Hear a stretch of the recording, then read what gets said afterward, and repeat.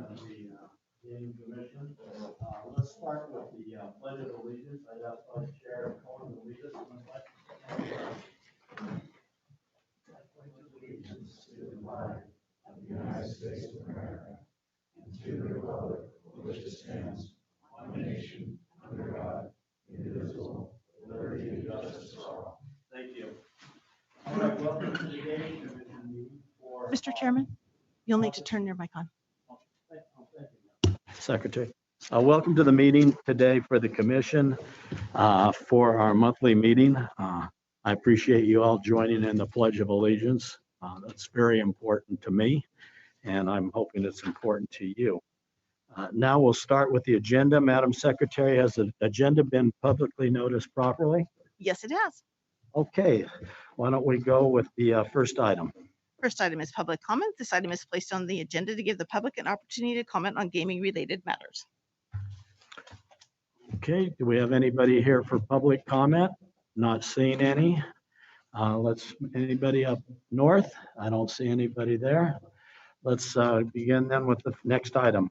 Next item is the prior month's disposition. Pursuant to NRS 241.035, this item is the consideration of the approval of the Nevada Gaming Commission disposition for July of 2021.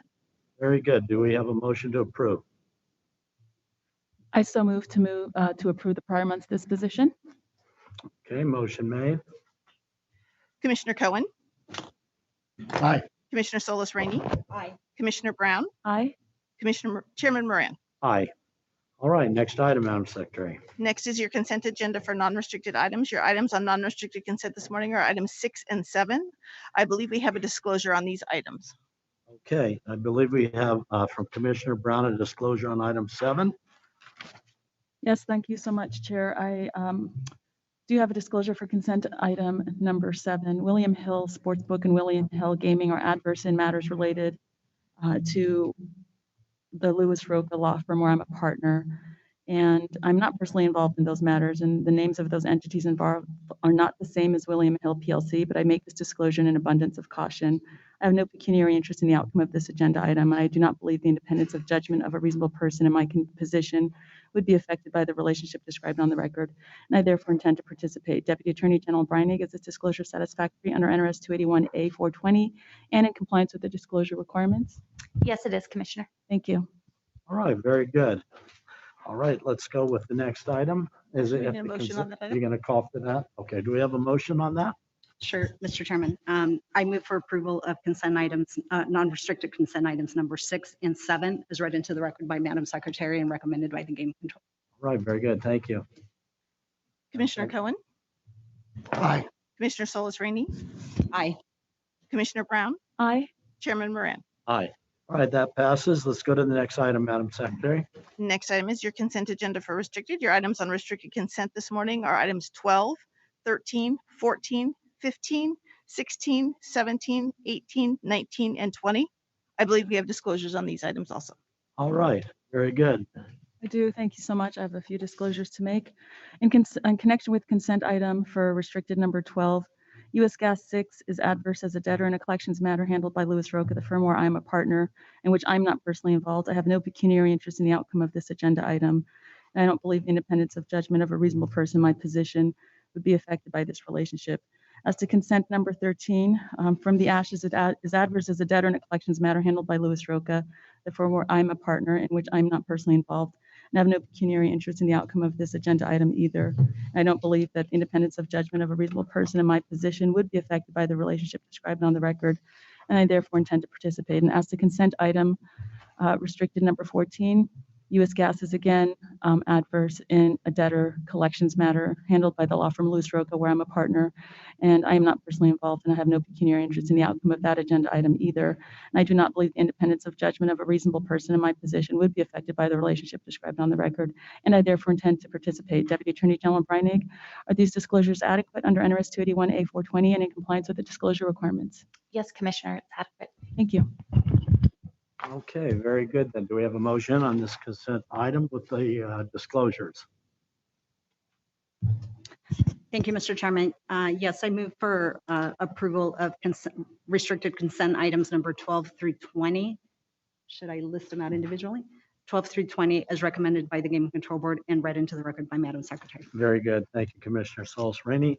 Madam Secretary, call for the vote. Commissioner Cohen, Aye. Commissioner Solis Rainey, Aye. Commissioner Brown, Aye. Chairman Moran. Aye. All right, next item. Next item is your first item held out for discussion. Non-restricted number 1 is the application of Elliot Rapol for licensure as a key employee of Golden Tavern Group LLC. The recommendation of the Gaming Control Board is for approval. All right, very good. I would ask everybody when they come up to the podium if they could speak loud and also speak clear and speak right into the mic. That would really make it a lot easier, especially for people that are hard of hearing like I am. Good morning. So would you make your record? Yes, good morning. This is Phyllis Gilland, Chairman Moran, Commissioners, Madam Secretary for Golden Tavern Group. I'm here with Elliot Rapol, who is our, for Golden Tavern Group, a regional operations manager. Elliot has a little bit of his background and address an issue and is available for questions. Very good. Good morning. Hey, good morning. How are you? Very good. Would you state your name on the record? Yes, my name is Elliot Rapol. Hey, welcome to the commission meeting. Thank you.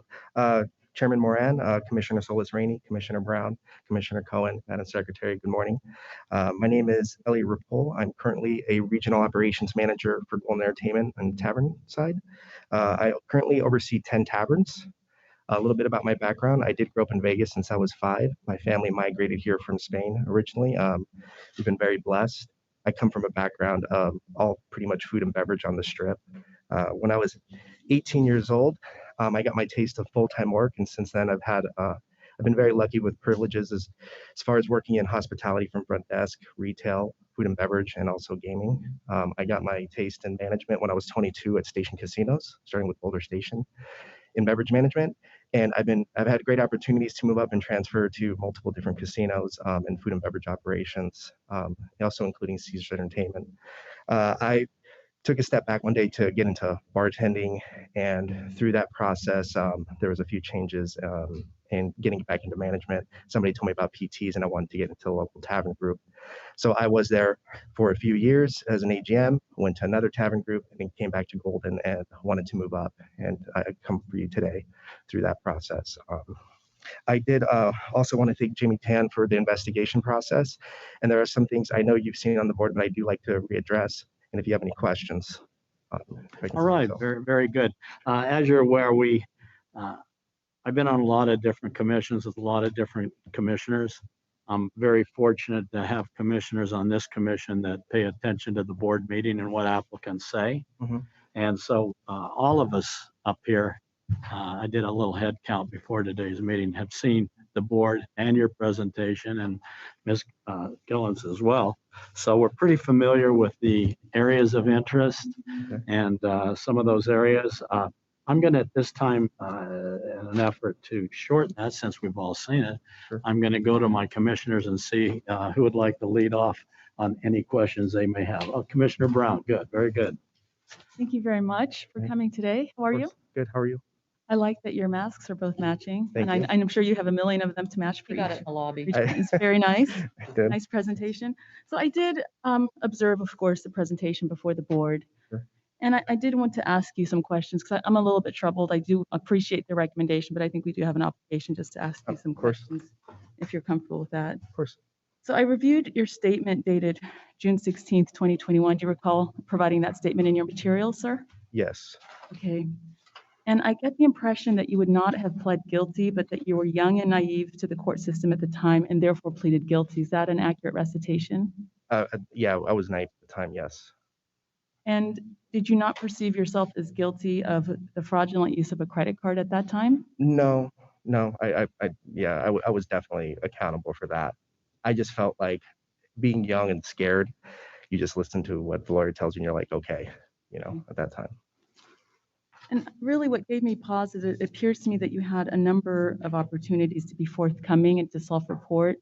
And I believe on a number of occasions you didn't take that opportunity. And one thing, there was a little bit of a disconnect for me based on the statement that you made on June 16th, 2021, and then the testimony you provided Sure. Before the board. And I just was hoping to get a little bit of clarification on that. So did your brother give you authorization to use his credit card to try to remedy the issue? Yes. At any time, did he withhold that authorization and tell you, never mind, don't use my credit card? No. Okay. And when the investigators questioned you, did you use that as an opportunity to be forthcoming and explain the whole situation, including your efforts to remedy the situation using your brother's credit card? Are you talking about Jamie Tan? Or are you talking about when I had to speak with the detectives back in the day? Years ago. Going off my best memory, I want to say yes, but I'm just going off my best memory. I mean, I totally, I confessed. I've never been in that situation before, so being young and scared, I would assume that there was no reason not to be forthcoming on that. Okay, and then I was unclear about some of your testimonies. There's a point in time when I believe your manager or coworker noticed that there was a different credit card, I think, your brother's, that you were trying Yes. to use. And at that point, the randomly selected credit card that you were originally using for the room, Mhm. for the dishonest couple, that was used instead. Did you use that opportunity to tell your manager? No. No? Okay. I honestly, I was not accountable at that time, and I was very scared. You know, when you're young, you're just like, I don't want to get fired, which is a huge error now. Understood. And then it's my understanding that after some time, I think in 2010, you were employed again by Seizures at the Flamingo property. Mhm. And just for clarity of record, were you forthcoming about Yes. the last incident at that time? And specifically, to whom did you provide that information, that disclosure? So my manager at that time was named Dave Vallejo. I worked with him previously. So coming into that position of leadership, I thought, hey, I have to be forthcoming. And I have been forthcoming in other reps because I just don't want that to come up and then look like I wasn't honest about it. And can you confirm for me the kind of community service you completed as part of your criminal case involving the credit card fraud? Yes, I helped teach PE for OK at Cock Elementary. Okay. And then are you currently involved in any community organizations that give back to the community? Not currently, no. Okay. And then can you tell me, what was the source of funds for Joe Ripoli's purchase of your Herring Run property in 2015? He pulled a 401k. Okay. Yeah. For the 177,000? Yes. Okay. And then why is that property still in your name? I see things like we're procrastinating, but that was about 6 years ago. So I'm curious. It was. I mean, we're a very close family, Mhm. so I know he's working on doing a trust. But it's just, again, procrastination and that need.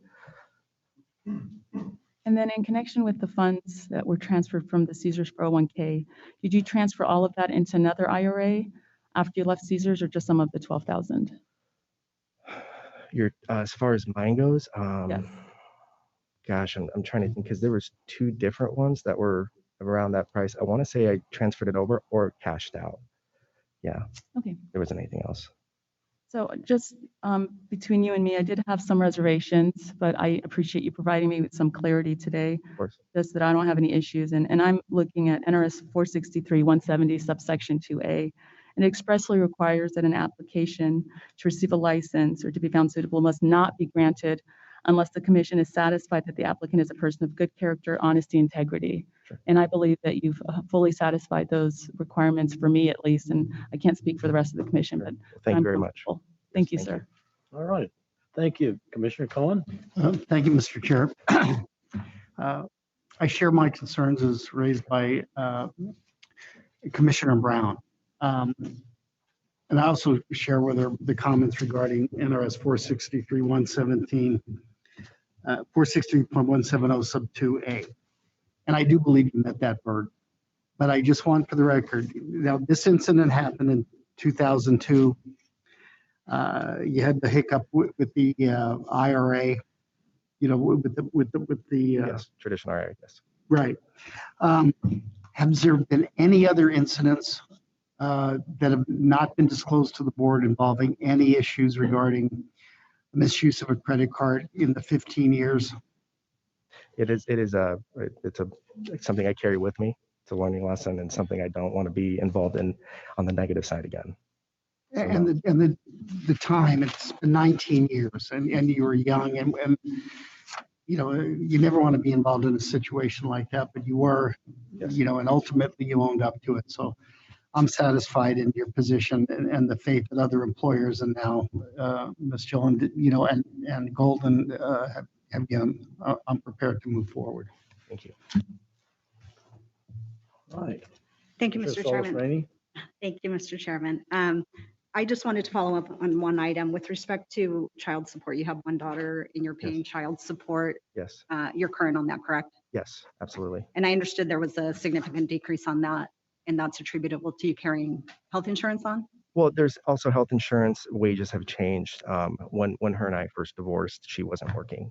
So I offered spousal support in that because she's still the mother of my daughter and we have a very good relationship. All right. I didn't have any other questions. I also accept your explanation. You know, obviously this is kind of your one pass. You're older and wiser, and you know, I appreciate you taking responsibility for it. Definitely something that shouldn't have happened, and hopefully you Absolutely. learn from it. But I'm prepared. Thank you very much.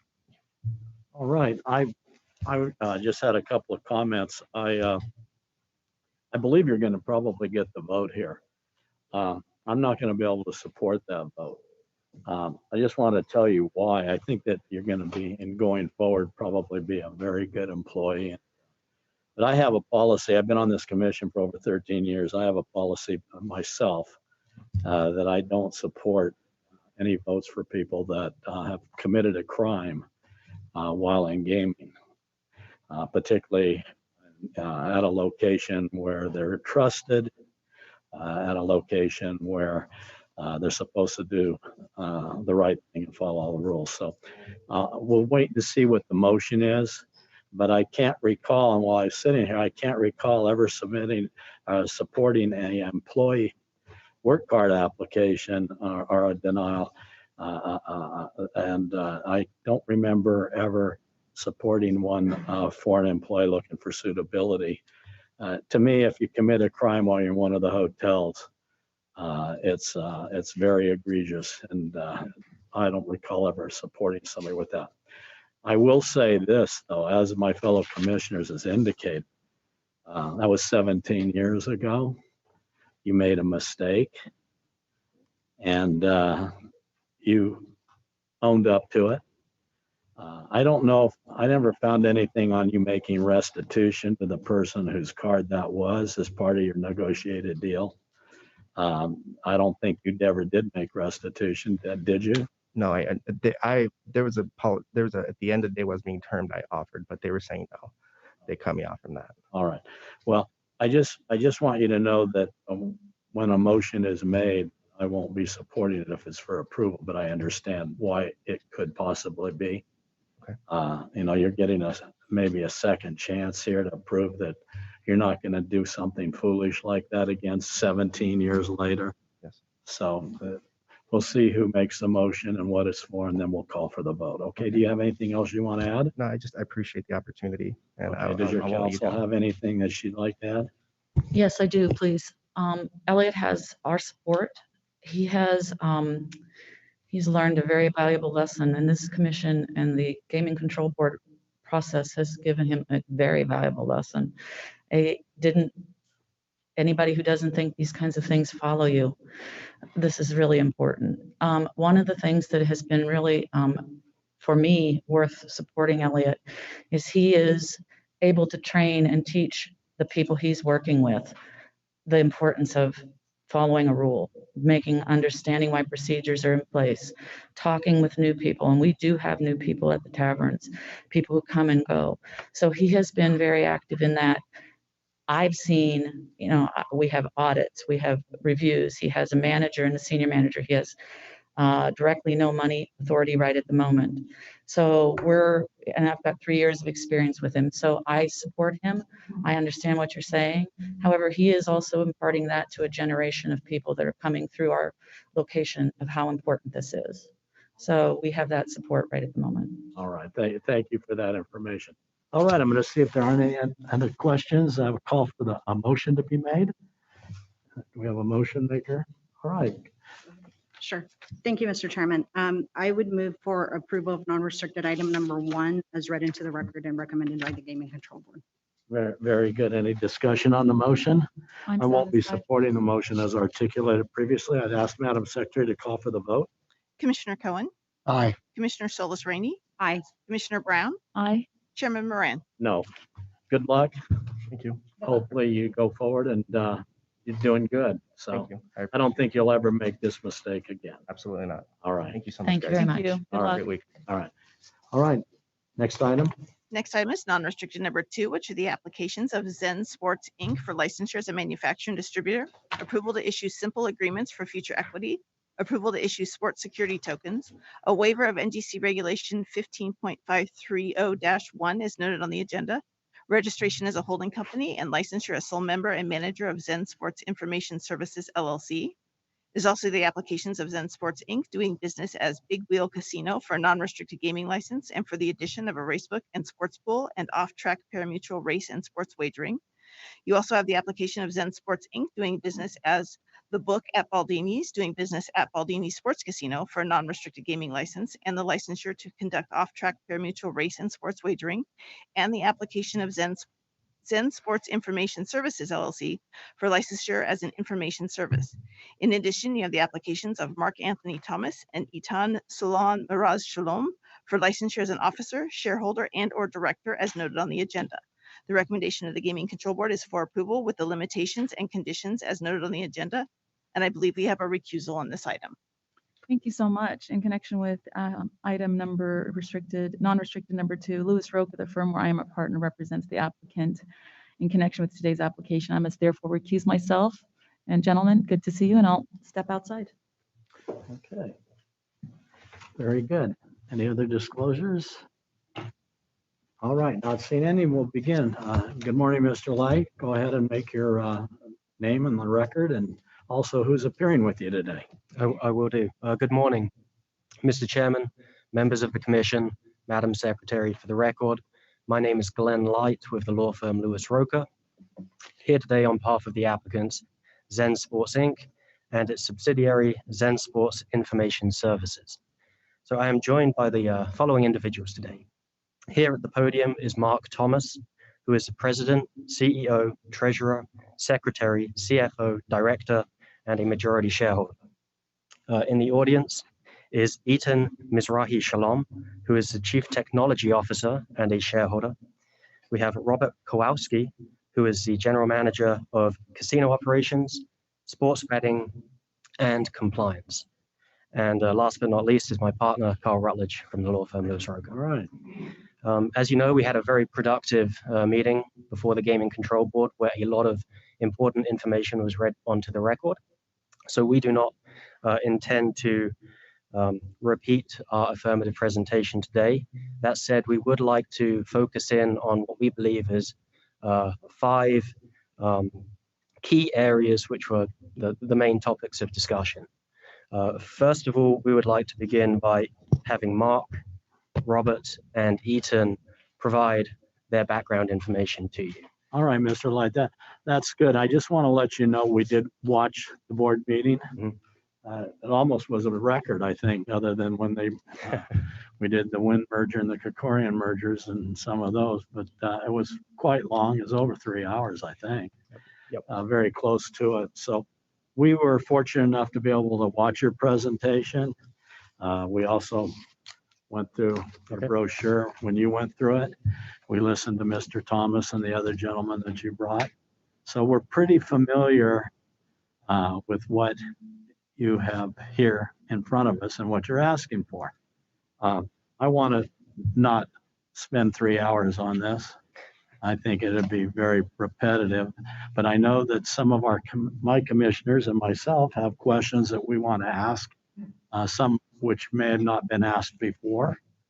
And so if you want to start off with a very abbreviated presentation, telling us what we're here and what you're here for on these applications.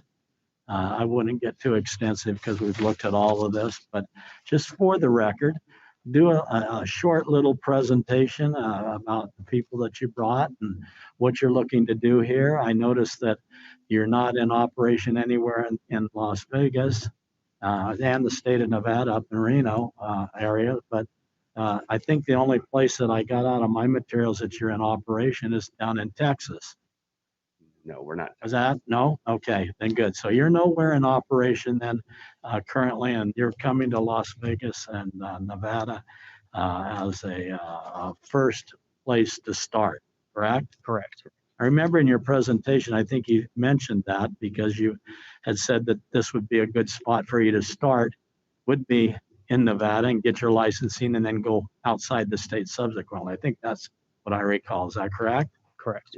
Okay, so why don't you give us just a real short little presentation? We don't have to go all the way through here, and then we'll bring it up here for the commissioners to ask you questions on areas that they're interested in. Okay.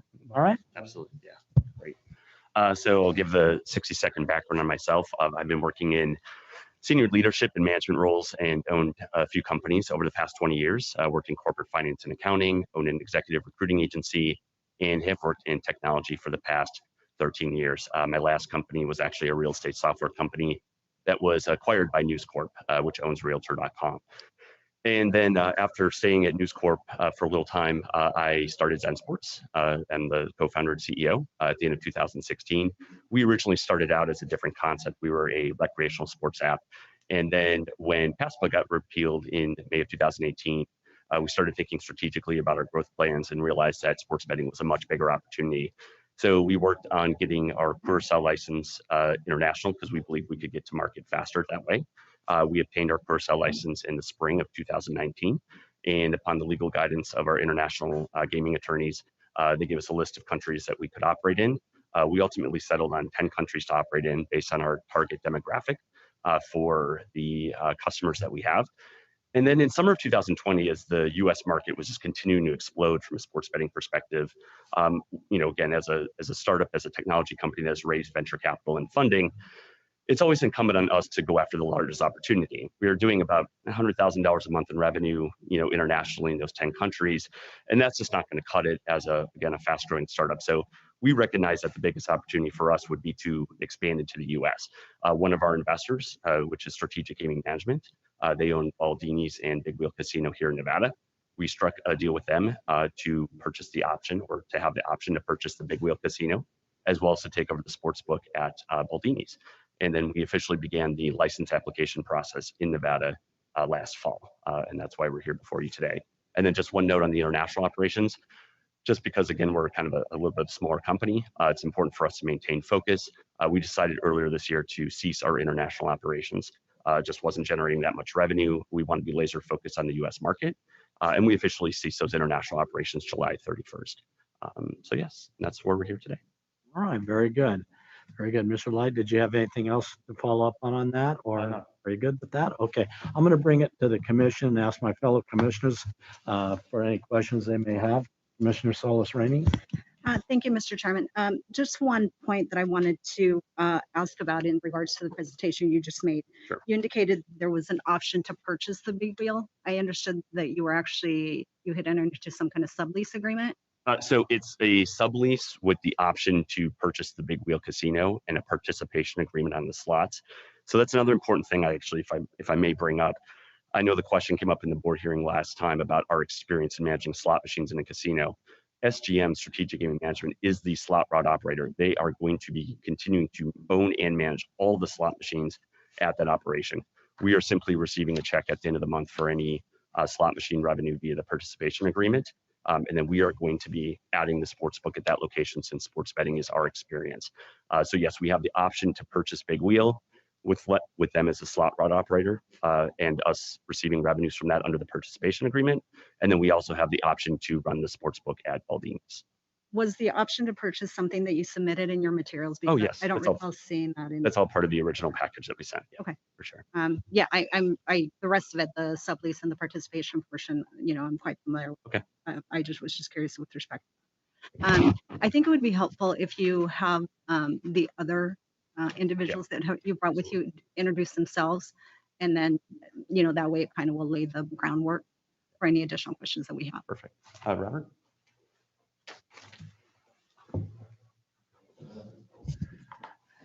Morning, Chairman Moran, Commissioner Solis Rainey, Commissioner Cohen, Madam Secretary. My name is Robert Kowalski. Currently, I am the Director of Sportsbook Operations for Baldini's Casino under Strategic Gaming Management. Born in Brooklyn, raised in Queens, I graduated from St. John's University with a degree in sports management. with a laser focus on stadium and arena management. So my first career was with the New York Mets in their ticketing operations for 10 straight years. Learned an awful lot about service, having to deal with an awful lot of options that you can choose from in New York City. It really helped me when I moved here to Nevada, where my entire career was in the race and sportsbook industry. I started as a ticket writer at the Barbary Coast in 2004. Quickly moved to a supervisory role at the sportsbook at the El Cortez. Opened up Wynn Las Vegas's race and sportsbook under Vinny Magliulo. As the trajectory of the business started to increase and started to move more towards a higher tech focus, Cantor Gaming offered me a position laterally as a supervisor at the Venetian property. Took my experience back east. I was then licensed by the New Jersey Gaming Commission, opening up Winners Bayonne, which is a off-track betting facility in Bayonne, New Jersey, and this was under the Meadowlands Racetrack flag. Also, then when William Hill came and started to operate all of their properties, I was offered the opportunity to work on their racing side. And so that was 13 parimutuel properties that I put into focus under one brand. And so this is where I started to have an opportunity to operate under multiple properties and ensure that the brand was very similar no matter what property you went to. At Station Casinos is where I started to get an awful lot of experience outside of the race and sportsbook realm. Initially, it was operating just Baldini's as a satellite sportsbook. Very quickly, I was then moved to operating as the director of all of the Wildfire Gaming sportsbook properties. The vice president of operations then moved me to a general manager position overseeing Wildfire Anthem, the Greens, and then Wildfire Valley View. And this is where I started to focus more, not only on the compliance side of race and sports, but on slot and the general operations of a tavern casino. I felt that that's where I gained most of my really good experience that I gained moving forward to where we are today. And so running an independent sportsbook under Strategic Gaming for Baldini's was a fun challenge. It allowed me to take on every single step and all of the regulations that were required to stay in compliance as a small shop. And today, here we are, as we can see, the operation of the Big Wheel, which is approximately the same size as some of the taverns that I ran for Station, I feel is going to be a very welcome challenge. And it's something that I'm very comfortable with, not only from a sportsbook perspective, a slot route operation perspective, but of course, from a compliance perspective. Mr. Kowalski, thank you for that. If you wouldn't mind also just pulling up your mask, please. With respect to your move, I guess, from Stations to Baldini's, what was the reason for that move? The reason was basically the sportsbook at Baldini's was coming to a close.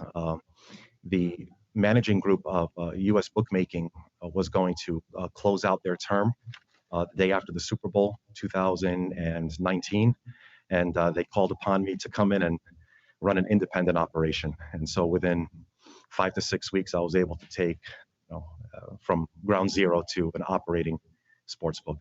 Was it more lucrative? I guess it seems like it's a much smaller property with a lot less going on. Correct, exactly. Than the prior ones, so. It was, but for me, the change from Vegas to Reno, I preferred at the time, and of course, understanding that the future, which would include the Zen Sports option, was something I was very interested in. Tell me a little bit more about your compliance experience, and I don't want you to necessarily belabor each aspect of it, but when you spoke about it at the board meeting, you focused principally on the cash transaction reporting, and obviously based on your experience, I'm very comfortable you understand the recent sports regulations as far as the operational side.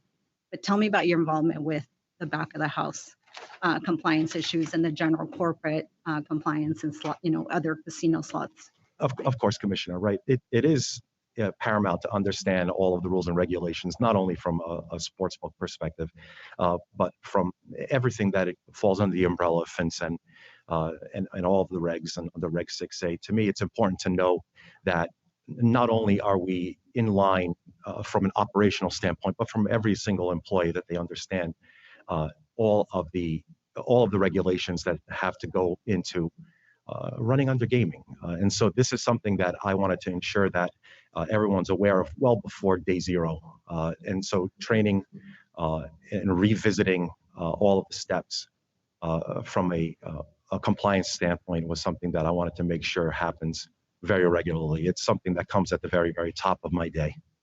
Well, and again, both of the things that you just mentioned, FinCEN and the old Regulation 6A, both of those pertain to cash transaction reporting. I'm asking about your experience with other aspects of compliance. The other aspects are those that I have studied, but I haven't found to be in practice at this time under the strategic gaming and the sports book.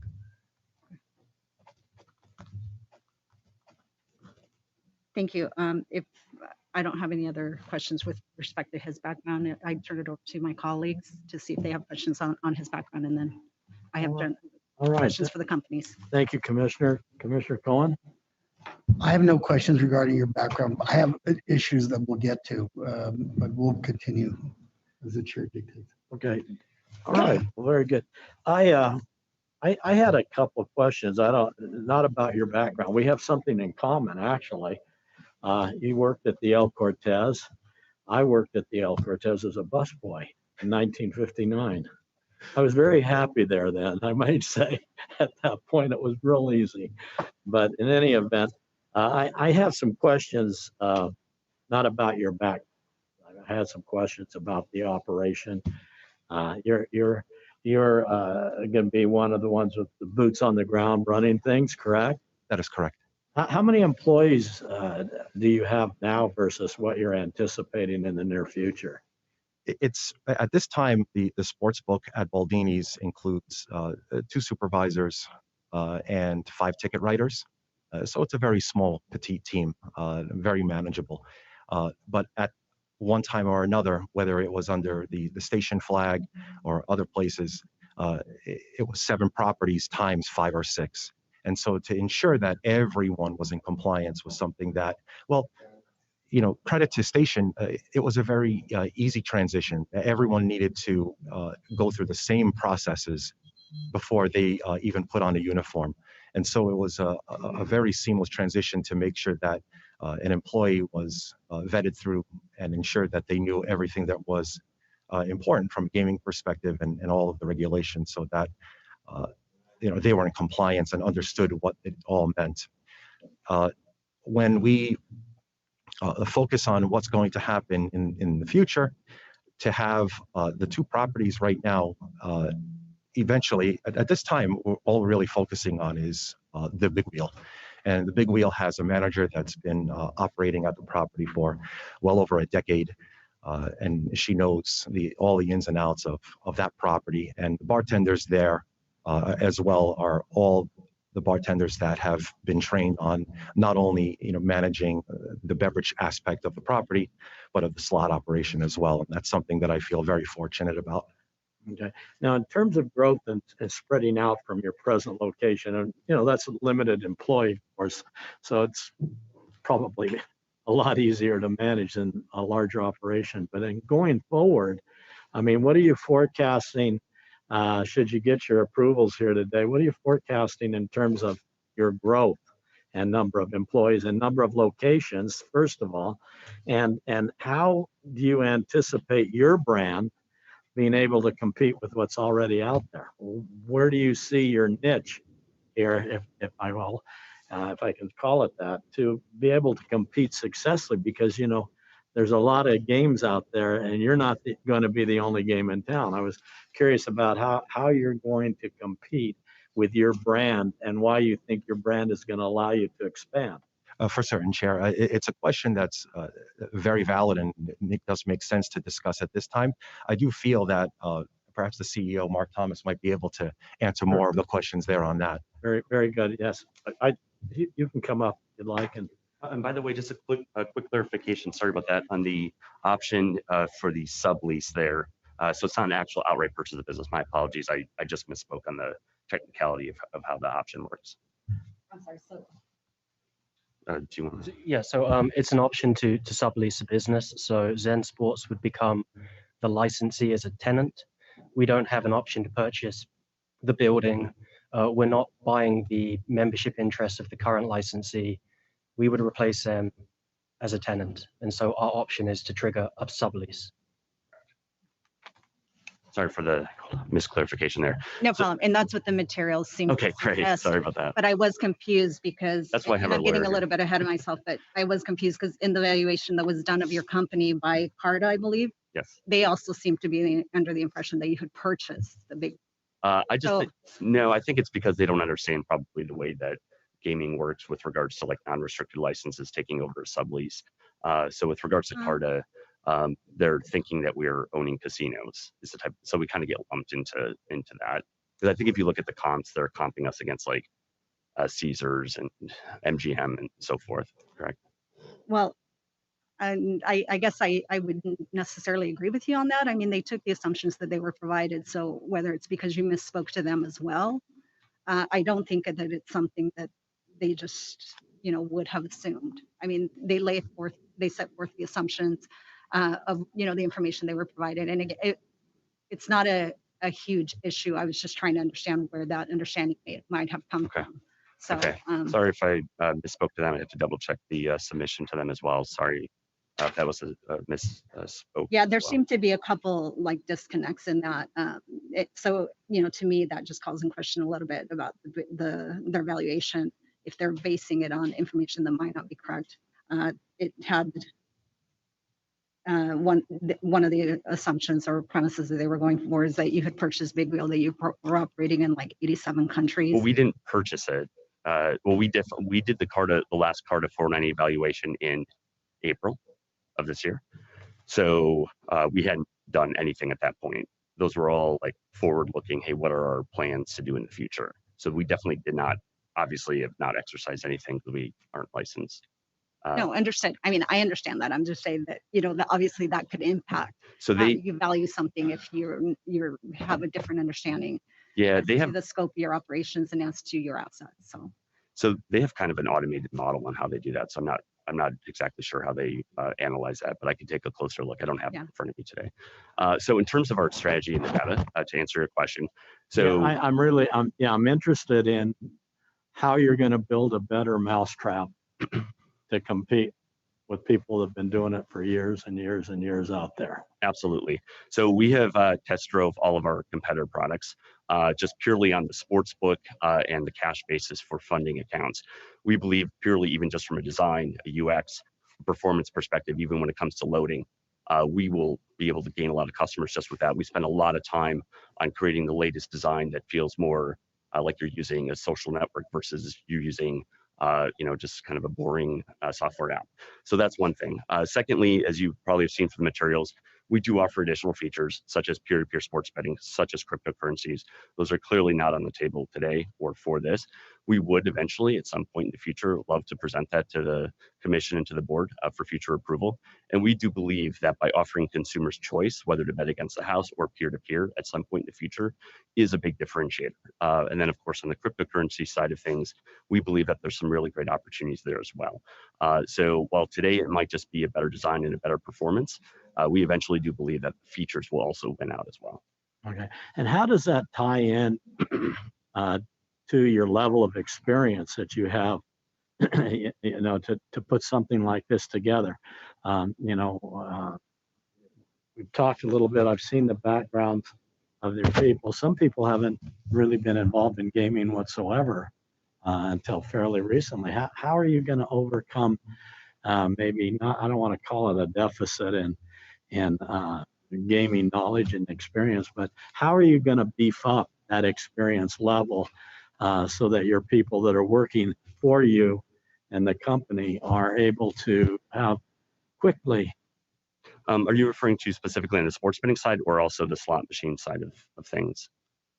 Pardon me? Are you referring to just the sports betting piece of things, or also the slot machine? The whole whole thing. thing. Yeah, I'd like to know how you're gonna, it seems a little shallow in experience to me, but maybe I'm missing something. I'm sure you'll be able to fill that in. Sure. So for the past 2.5 years, we have been operating the sports betting piece internationally.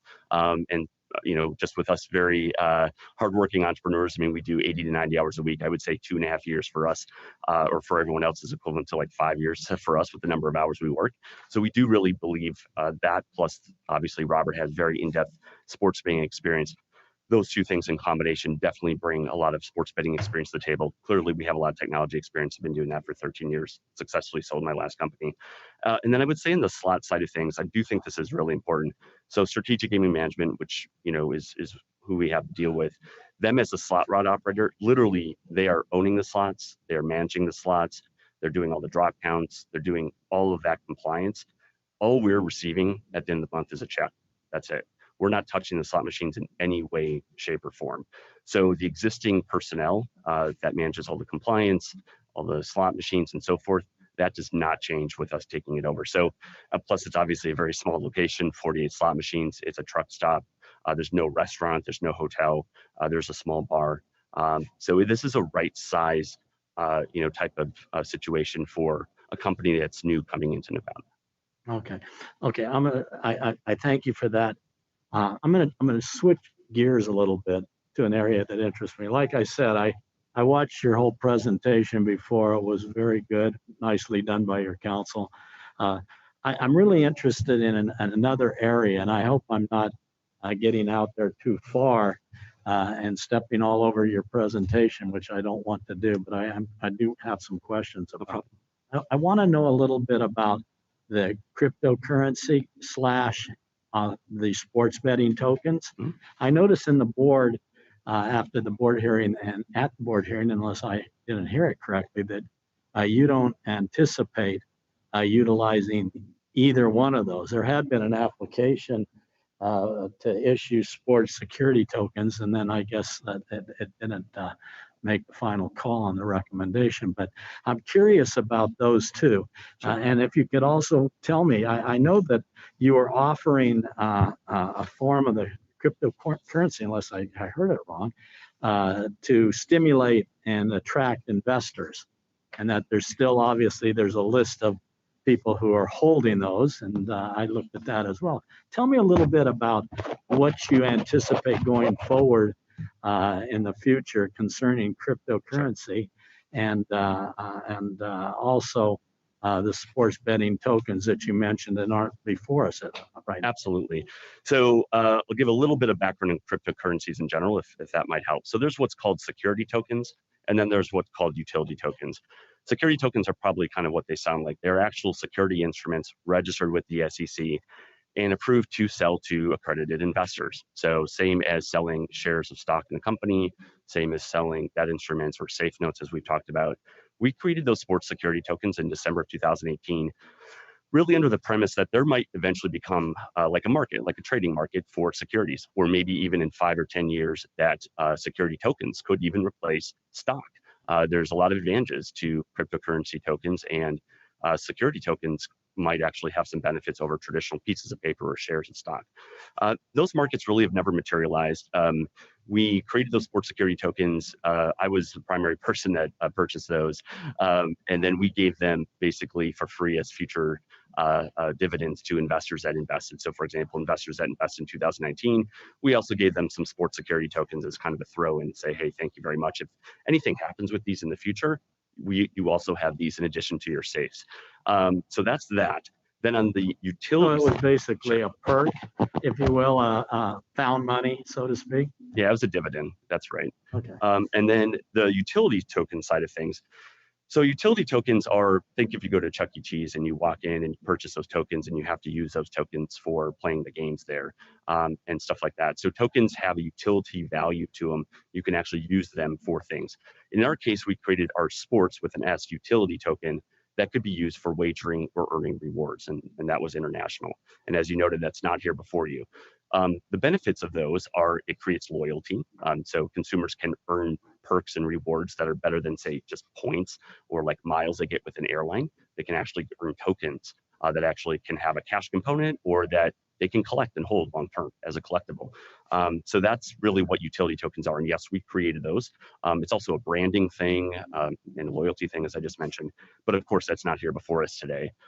We're happy to revisit. I had a question on that. In Sure. Nevada, if there's cash transactions, we have cash reporting documents.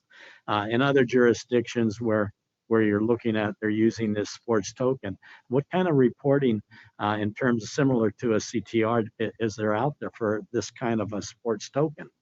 Well, so all transactions for cryptocurrency tokens happen on a general ledger that's actually public and transparent that anybody can view.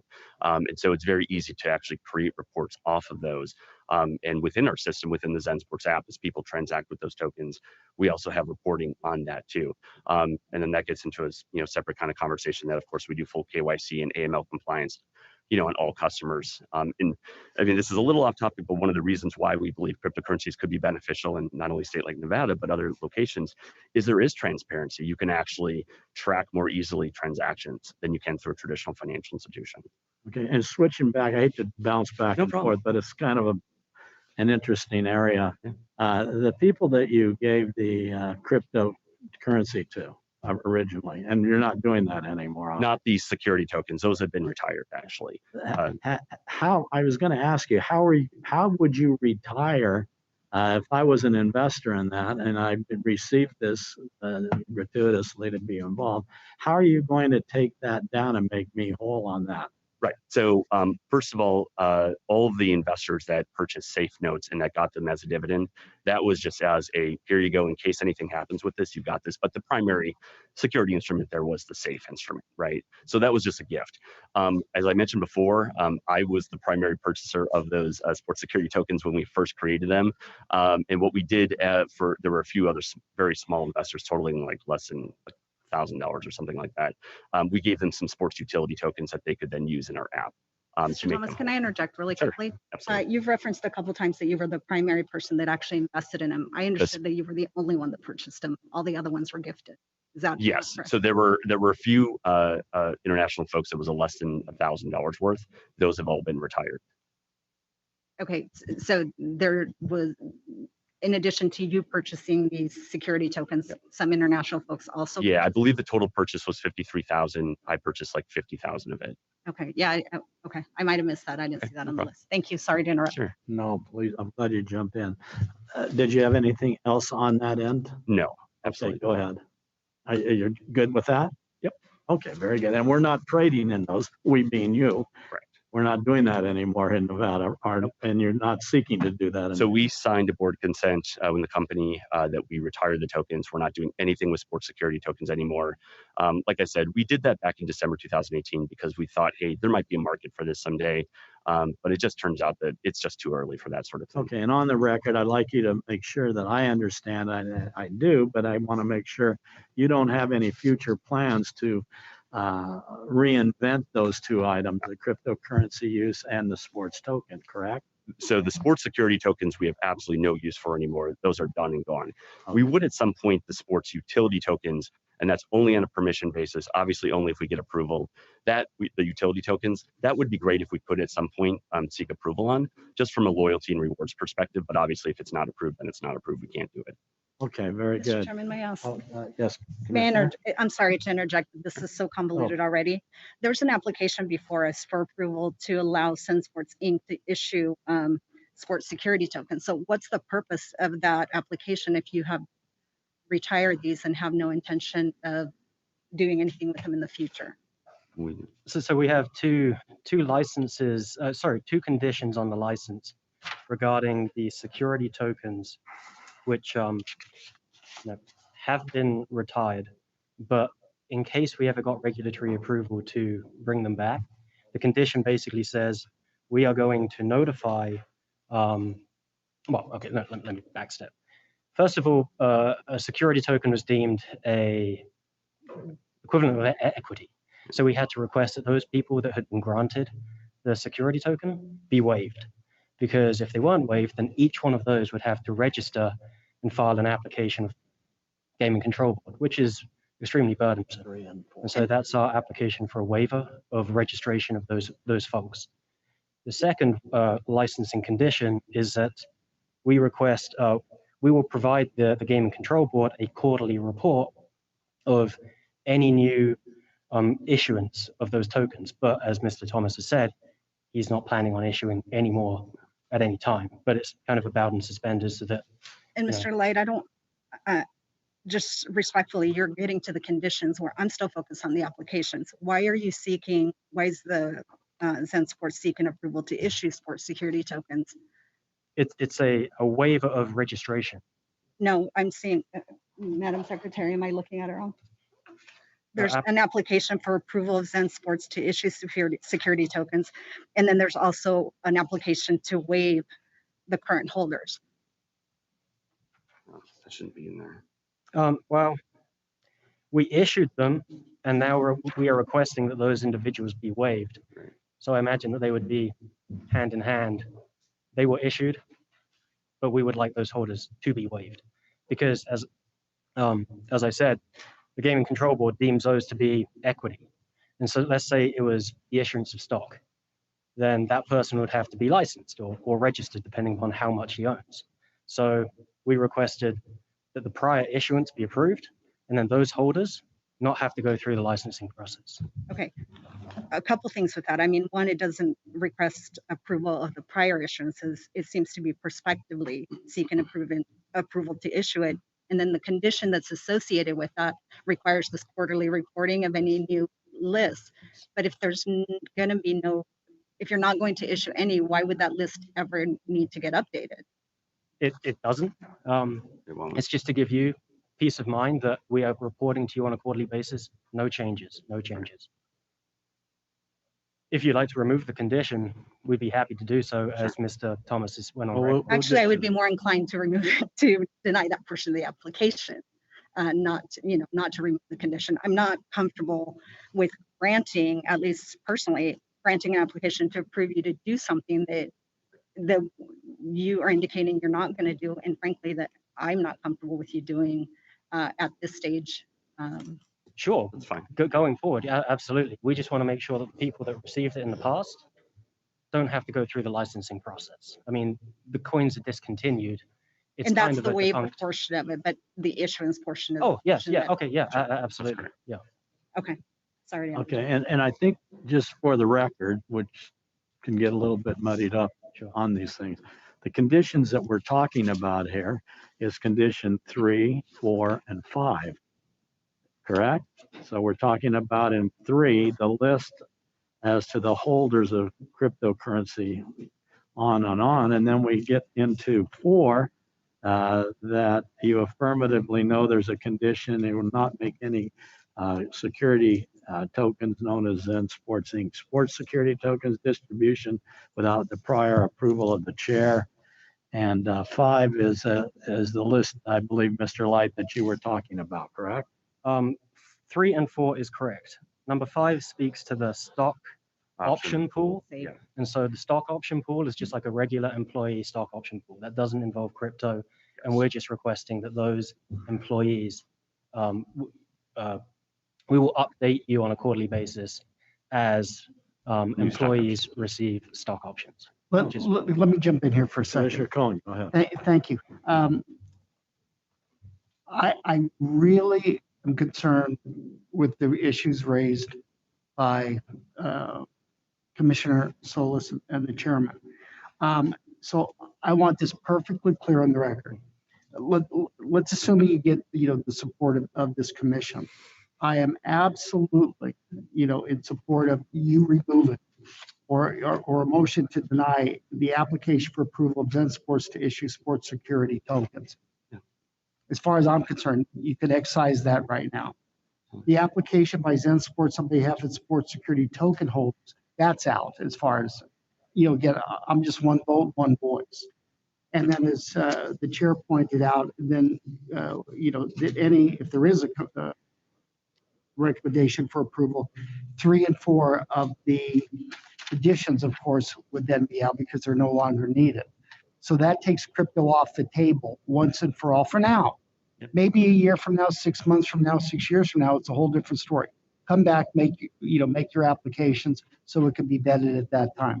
I just don't want to add anything that could be deemed to be a security, anything that could be used. One day you wake up and you decide to list it on a market. Right. That's not anything that, at least, this commission or the board is going to be happy about, because it raises a whole lot of issues. Absolutely. So yeah, we're fine with that. For clarity on the record, we are fine with that, subject to the understanding that the individuals that were previously issued those defunct or now defunct tokens do not have to go through the licensing process, because these tokens were issued to each of the safe holders, each of the employees, and that's the reason that we requested We can't tell them the waiver.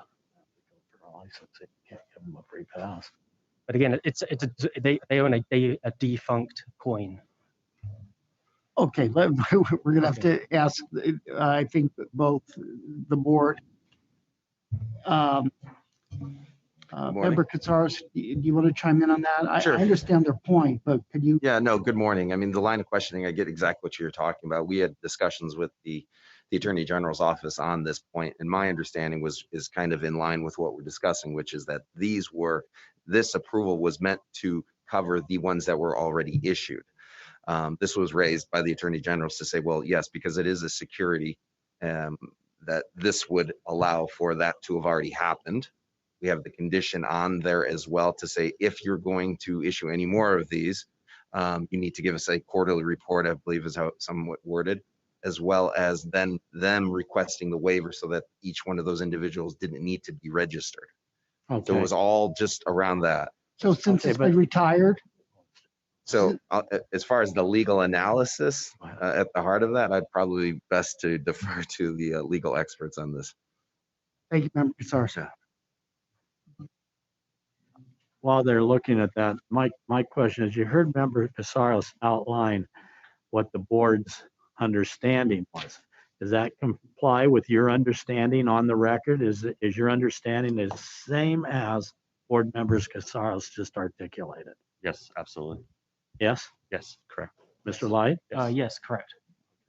Which, Mr. Chairman, Yes, even Commissioner Mr. Solis-Rini, go Member ahead. Katsaros, you indicated that I think we're all saying the same thing with respect to the future issuance of additional sport security tokens. They're not intending to, and there was no intent to recommend approval for them to issue them in the future. You're just trying to authorize their issuance. You're trying to basically ratify the ones that have already been issued. That's what I was told that we needed, and that's why I believe that's why they filed the application. But if they're retired, why is that needed now? Maybe I'm off on this one, but didn't you tell us that those tokens have been retired? Yeah, but they still already registered still some security with the outstanding. SEC. Okay. Right? So I That's why. understand that there's still some outstanding. That's not the issue I'm having. There's still the suggestion, both based on the way the condition is worded, that it leaves open the possibility for them to issue them in the future. So So I think, if we excise the application, or at least if it were to go forward, I would at a minimum want to modify that to include that, we're somehow approving or ratifying the previously issued ones, that there is no approval to issue further ones. We would be happy with the addition of a condition that says Zen Sports will not issue any sports security tokens from the date of the commission. Well, and again, I mean, forward. I would be more comfortable not acting on the application the way it's worded and relying on the condition. To me, I mean, the condition comes after, you're basically asking us to give approval and then you want to change, modify that through a condition, and that's not what I'm. It seems like we will have the same goal in mind. Yeah. That I think- we're not going to be. Yeah, and I think I'm comfortable moving on Okay. from that. I was gonna take a 10-minute recess if you wanted to give time to Stephanie and Autumn to look at it. Are you I think we can move on for now. And We then can take move we can take a break later. You want to take a break right now? No. No, okay. All right. All right, any other questions? Not particular, we got a little bit off topic, not relating the background. I have quite a few questions with respect to other issues, but not with regards to that. And, preliminarily, just because of some comments that were made during the board meeting, I just want to make sure that, I'm sure you know that holding a gaming license is a privilege. And then you're asking us to assess your suitability, and we can only do that based on the information you provided us, the information, the board has compiled from their investigation. But the burden ultimately is on you to demonstrate your suitability. And I just want to make clear that although you've made a number of repeated comments about how small this operation is, like that somehow changes the level of review, it doesn't in my mind. It's the same. And, I would expect you or any applicants that's coming in for this level of licensure on an unrestricted license to have the experience, competence, and financing in place at the time of the application. Some of the things that are before us, you seem to be getting ahead of yourself in terms of, the financing is maybe a little, it's not shaky, but I wouldn't say it's solid by any means. I mean, it's pretty tight at this point, and you indicated, you expect to do additional financing, but I'm looking at what you have now. I mean, I can't base a decision on what you hope to accomplish and the forecast that you hope will materialize in the future. So, you do have an experienced operator in Mr. Kowalski, but he's only one person. So I'm, like Chairman Moran indicated, I'm very concerned with just how shallow your organization is and some of your financing. So I have a number of questions. And I wanted to reiterate that, I mean, I also don't have any desire to stand in the way of innovation. I think you have some really good ideas. I just think you're trying to do a lot too fast without maybe fully having thought or considered all aspects of some of these issues. And I'll start with questions regarding the company. Sure. You have, since the Inc. portion, Zen Sports Inc. has 14 employees, I understand. Yes. And 4 of them are based out of California. The other ones are dispersed. How many of those are full-time employees? W-2 or contractors? Because there's full-time W-2, there's full-time contractor, and then there's part-time contractors. Give me the breakout. Sure. So the full-time W-2 is 7. The full-time contractors are also 7, and then we added a part-time contractor recent as well. And obviously the full-time employees, did those draw a salary from the Yes, company? correct. Do Absolutely. you have any benefit? Yes. So we have for the- full medical, dental, and vision for the company, obviously paid time off. And then we are planning on adding a 401k and AD&D later this year. Now, you amended your application just a couple months ago to add a request to license the Zen Sports Information LLC, and you created that entity in Nevada at that time. Correct. Does that entity have any employees that work for it? So as of right this very moment, no. There are shared resources, as we indicated previously, from Zen Sports Inc. But we will be adding probably 1 or 2 employees full-time for that. That's all that requires, since a lot of the functionality of that product is automated. It's an automated. Does that version. LLC have any separate offices, or in whether it be Nevada or elsewhere? I'm sorry, or does it share all of the office administration? So with just kind of everything with COVID and so many people being distributed, we do just technically right now have a West Hollywood address. We are also planning on adding a couple of customer support people and also an office here in Nevada that Robert can work out of in Northern Nevada as well too. So that is in the plans. And that entity, as I mentioned, was created to provide the information services company, or information services to Inc., the Correct. information. But you only made that 2 months ago. That this application has been in the works for almost a year. What was your plan before you? What was your plan for information services before you created this entity? Right. So, I mean, we had always set up the information and data providing that we receive for Zen Sports Inc. With other providers. And as we went through the application process, we recognized the need to get a licensed data provider so we could own that entire experience and be able to do with it what we wanted to do and to have that as a separate entity. And then, of course, to get licensed. So as we went through the process, that was just, a revelation and something that we recognized that we needed to do as part of this. But we didn't have that at the beginning, as you noted. So. But you contracted at some point. Sure. I finished these, Mr. Light first, and then if you want to interject, that's fine. You contracted with these 2 data providers that you mentioned, Sports Data, IO, and L Sports at some point. When did you contract with them? So Sports Data, we contracted with them about, I think initially August 2018 was the initial contract date as we were building out our product, so we could have the data in there as we were building. And then Elliot Sports was approximately a year ago. Okay. The timing of when you created this company, again, to me, in some ways suggested that it was just kind of an afterthought. That it was either one, an end run to avoid having these two information providers that you had previously been doing business with licensed. Was having them licensed ever part of the discussion with them or part of the plan? I think the thing is, because we do so much modification to the data ourselves already, that it just didn't really make sense to do that. We're going down the route of eventually basically being Zen Sports Information Services LLC, of being its own data providing company. And that's really the point of this.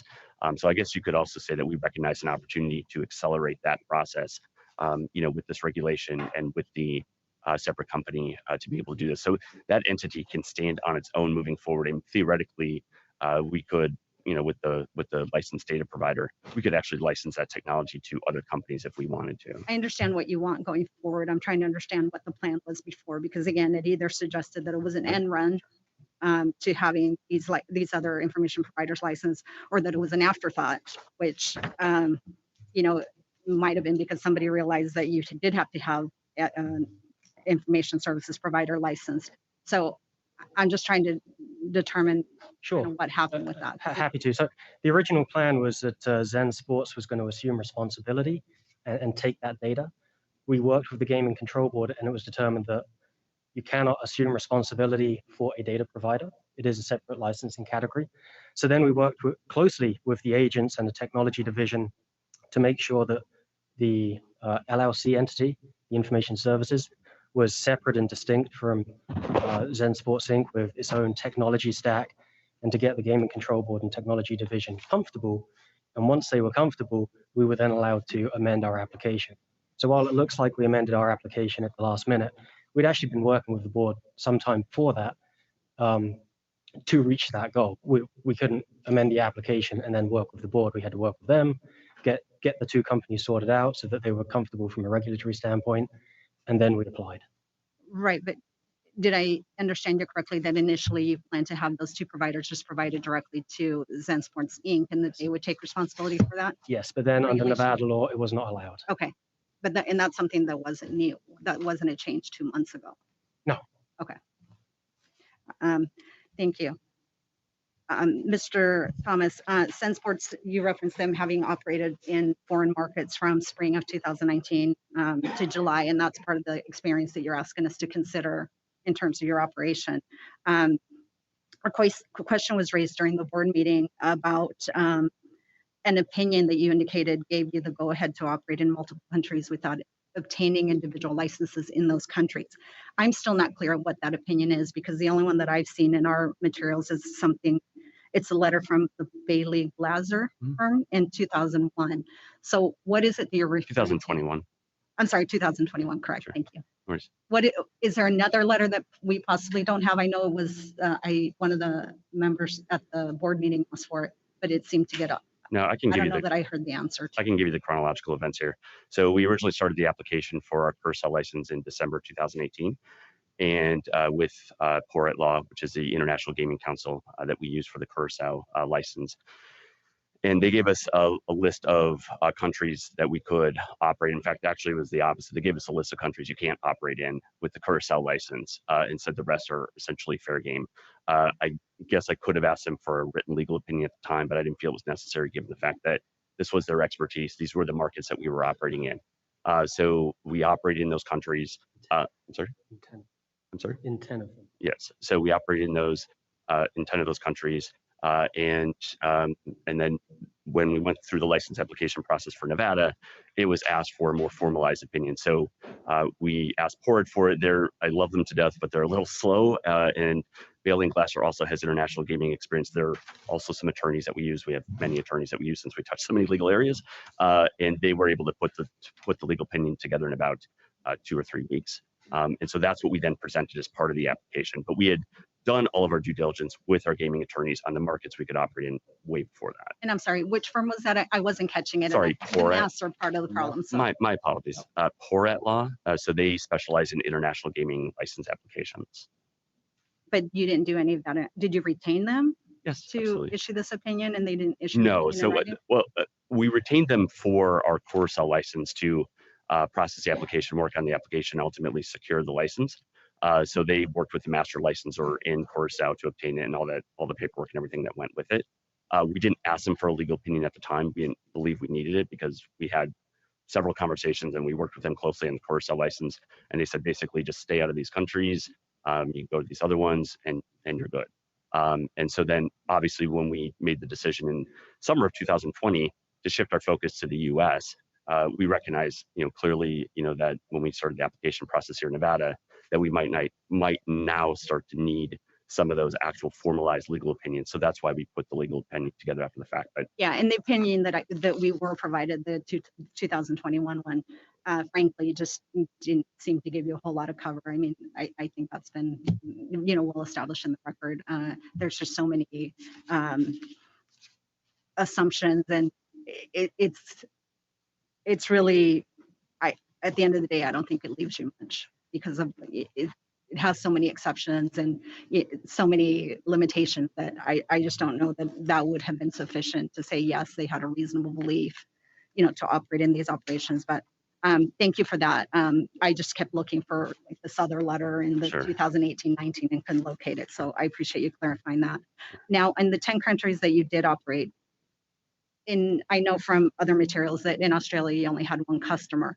Was there some of those 10 countries that generated most of your revenue? yeah, so based on demographic and customer research that we did, we felt that those countries were best suited for our product since we do the peer-to-peer piece, the cryptocurrency piece, as well as the traditional sports book piece. Plus our product is not language localized. So we wanted to focus on, countries where either English was the first or second language, which was predominantly Europe. So of those 10 countries, which ones did you see the most activity? Romania, What percentage would you estimate that? probably about 80%. So they were about 80% and the other 9 Yeah, we're another accounted for the 20% rest, with collected. Australia probably being not even a blip Yeah, exactly. on there. Okay. Now, the revenues that you indicated you were generating through these international operations, you indicated that, there was, I think it was a top line revenue of about 100,000. Yeah, between 100 and 125,000 a month. Okay. The financials that we were provided following the RUMP meeting, I was having a hard time tying back to that. I mean, the revenues in total, were Sure. not close to those numbers. Which months were you looking at? Let me see. Sure. I was looking at just the, So there was growth, obviously, right? We didn't start in 2019 with those numbers. We started out with just a couple $1,000s a month in revenue. Eventually grew it. I think we might have had a month at like 130 or 140, but that would have been the max.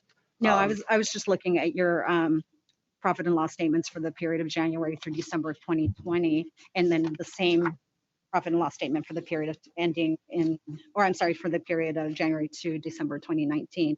And it looked like, those, the total sports betting revenue was for 2019 was only 103. Right. That's what I'm saying. So we started out very small, just doing a couple $1,000s a month in revenue in the summer of 2019, and eventually grew it up to 125 or so a month in early 2021.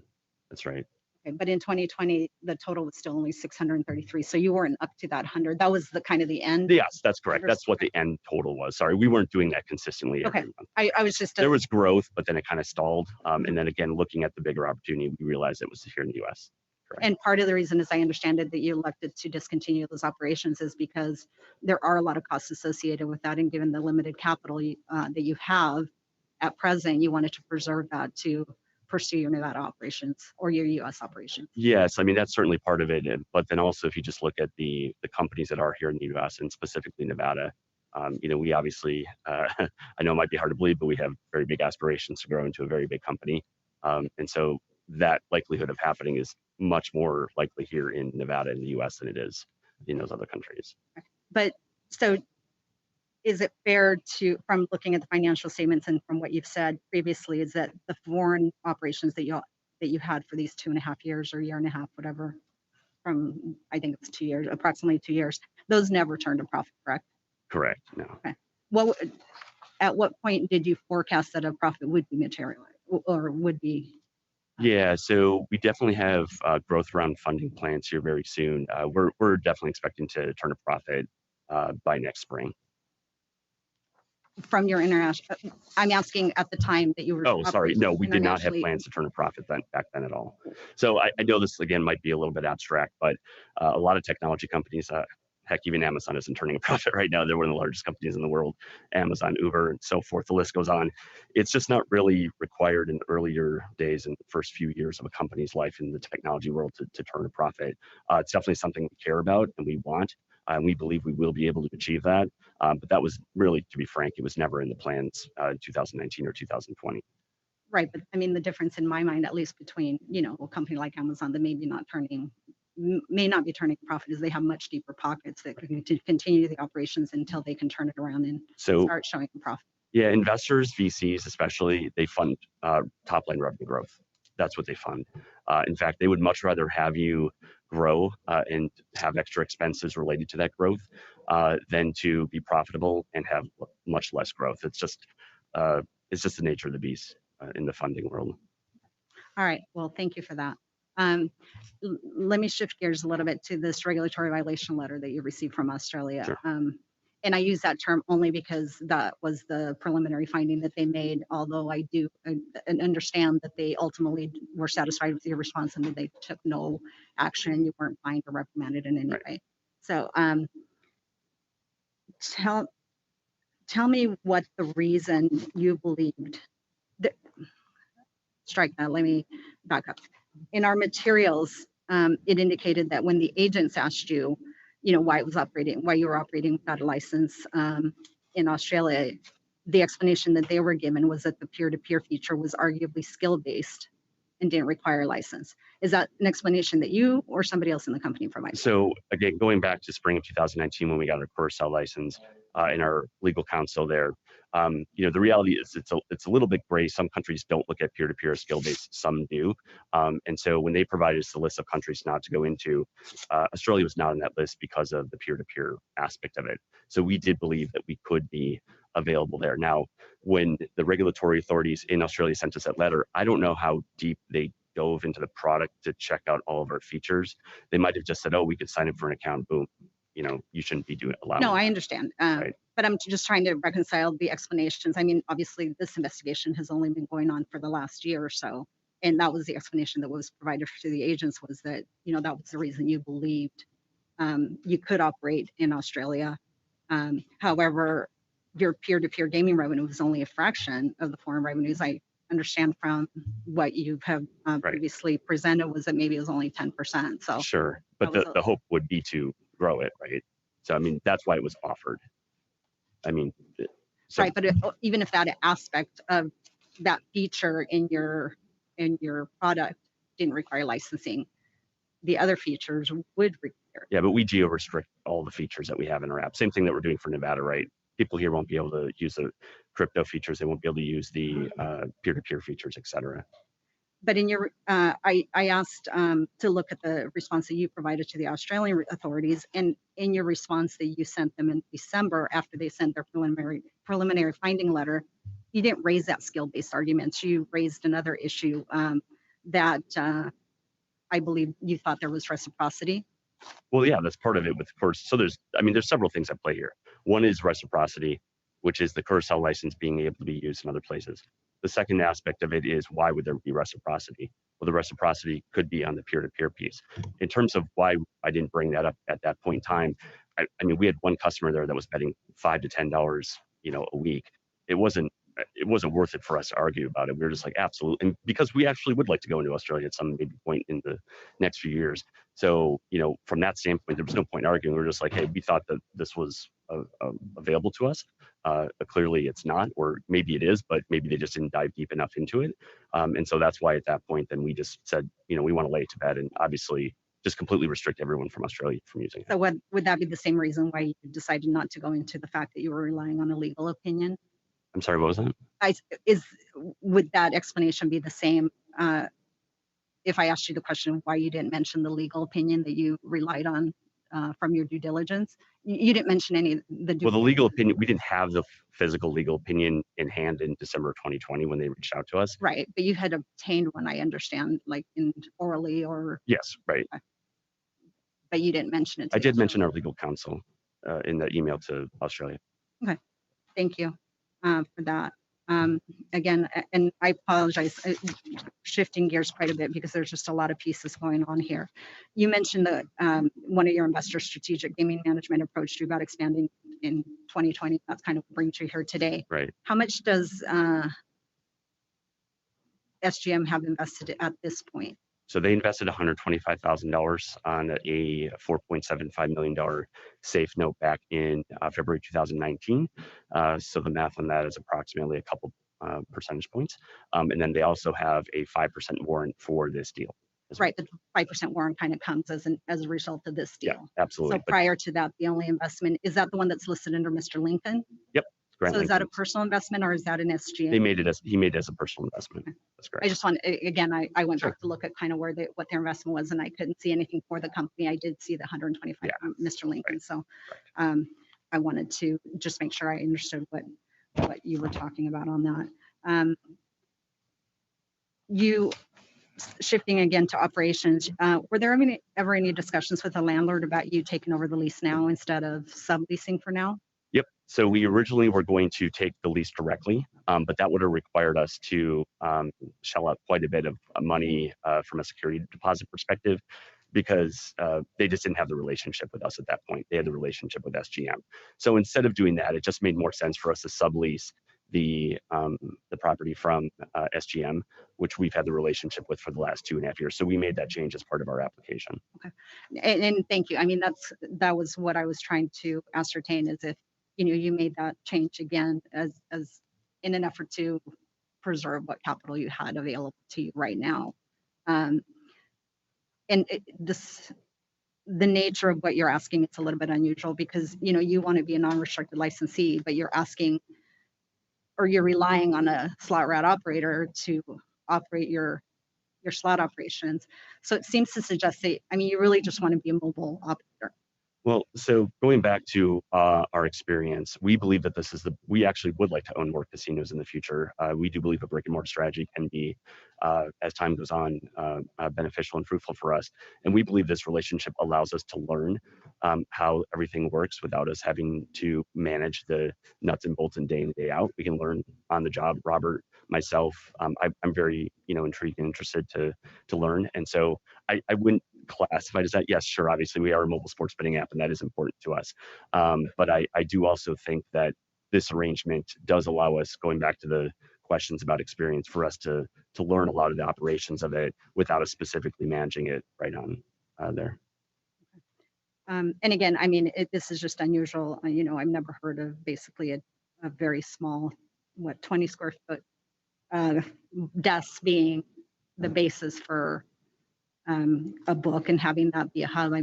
It's not, it seems in a way to be an end run around the requirement that you have brick and mortar operation. No, so obviously the entire facility is small. It's only 800 some square feet. There's only 48 slot machines. It's in the literally back of the gas station and the truck stop and the porta subs.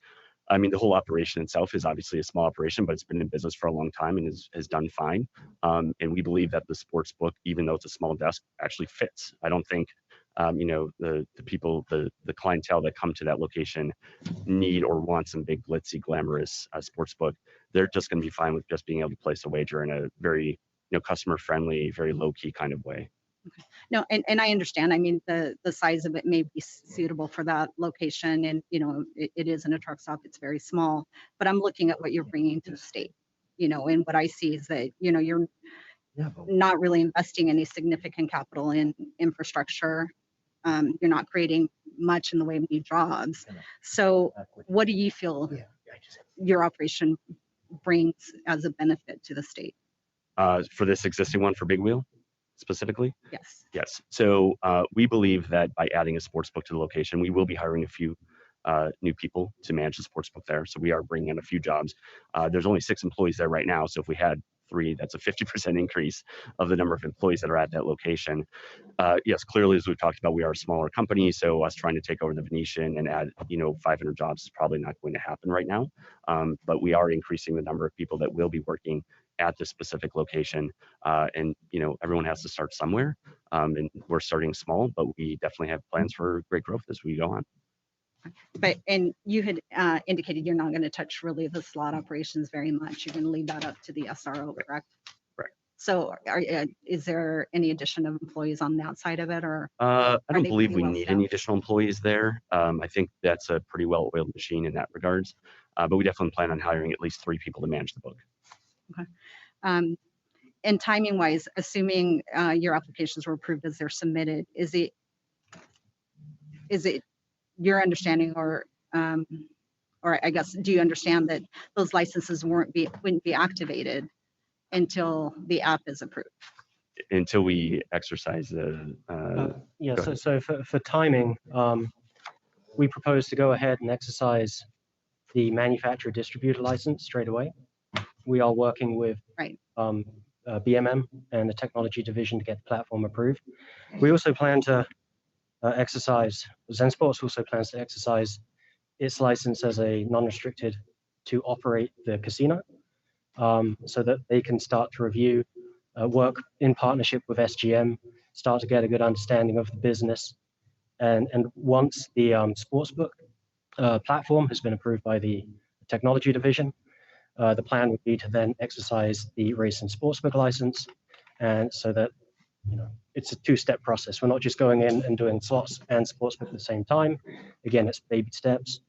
And then after that, I believe that Mr. Thomas has had talks with SGM, which operates Bordini's. And now the plan appears to be that, and do you want to talk to this about the Zen Sports? Yeah, so we had previously, during the last board hearing, said that we were going to keep the stadium technology at Baldini's, go in there kind of on day 1 or shortly thereafter, operate stadium, and then look to swap that out with Zen Sports after the Super Bowl. Just kind of going back to the nature of, wanting us to not bite off more than we can chew. The order that Glenn just laid out makes a lot of sense. We've actually been in talks with Grant this week about Baldini's, and I think we're going to wait to exercise the Baldini's option until closer to shortly after the Super Bowl, which gives us some time to really sink our teeth into Big Wheel, manage that, make sure that that's going really well before we worry about Baldini's. And then we're not managing 2 different technology systems. We're not managing Zen Sports at Big Wheel and Stadium at Baldini's. We're just doing Big Wheel, and then later on, once football season, the kind of chaoticness of that is done, go into Baldini's, exercise that option, and put in Zen Sports. Okay. And Mr. Light, you indicated you basically you would plan to activate the casino license immediately to start running that. What is involved in that, since there's only slots at this casino and you're leaving that to the SRO? Yeah, so that's really basically just an administrative thing. We could wait a few weeks for that too, or a month. I think it would be nice to have, just from all the stuff we have going on perspective, we'd like to get that under our belt, and hopefully after that's under our belt for 4, 6, 8 weeks, then we have the approval of Zen Sports. We can add the book. It's just to stagger the time, so it's not all being done at once. And we say we're relying on the slot route operator, but we would be the licensee.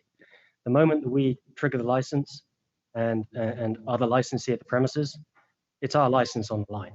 And so if there's mistakes, Zen Sports will be fined or the license will be revoked. And so it's not standoffish. It's a partnership where they bring great expertise and knowledge of the venue, and Zen Sports works with them and learns from that partnership. But make no mistake, once the license is executed, Zen Sports would be responsible for the operations at that property. Okay, thank you. I just wanted to make sure we were on the same page as to timing. Sure. Now, your application is for licensure as an off-track pari-mutuel, but I understand that's not something that you intend to activate in the near future. Are you going to run into an issue with that expiring? Like Bordini's, for instance, is also licensed as a pari-mutuel, but they do not do pari-mutuel. So long as they're operating a book, and so that's the triggering factor. And so if we plan, or Zen Sports plans to activate the book at both Big Wheel and Bordini's within the 6 months grace period after following this commission hearing. But not the parimutuel. But parimutuel will come later. And may I ask a question of the Sure. board?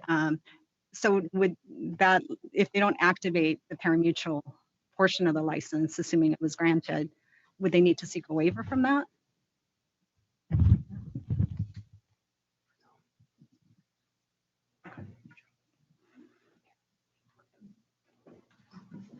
It is listed as a package, the rates and sports and pari-mutuel. So if they don't activate one portion of it, still be activated as long as they activate at least one portion. Okay, yeah, it was listed separately, so I wasn't sure, if it was two separate. Race and sports I knew was combined, but the pari-mutuel was listed separately, so I just wanted to make sure I had the correct understanding of that. Thank you. At Big Wheel, since it's not going to have the traditional terminal and a cashier station, I understand the attendant can still take deposits and close out accounts and such. For the slots or for the? For the book, I'm sorry, at the desk. Correct. So, what is it that they, like, how does the cash handling work without them having a terminal or a cashier station? Well, they will have a terminal at the book. So there's enough room there for all of that right there at the location. And they're already the same team that handles the slot machines as well too. Okay, and thank you, that helps. I thought they weren't going to have a terminal, they were just No, going they to be having the iPads for the customers to No, they have to have sign on to their accounts. they have to have a terminal because they're taking cash deposits and processing Okay. cash withdrawals. Thank you. Yeah, Sure. that was part of my question. So, Sure.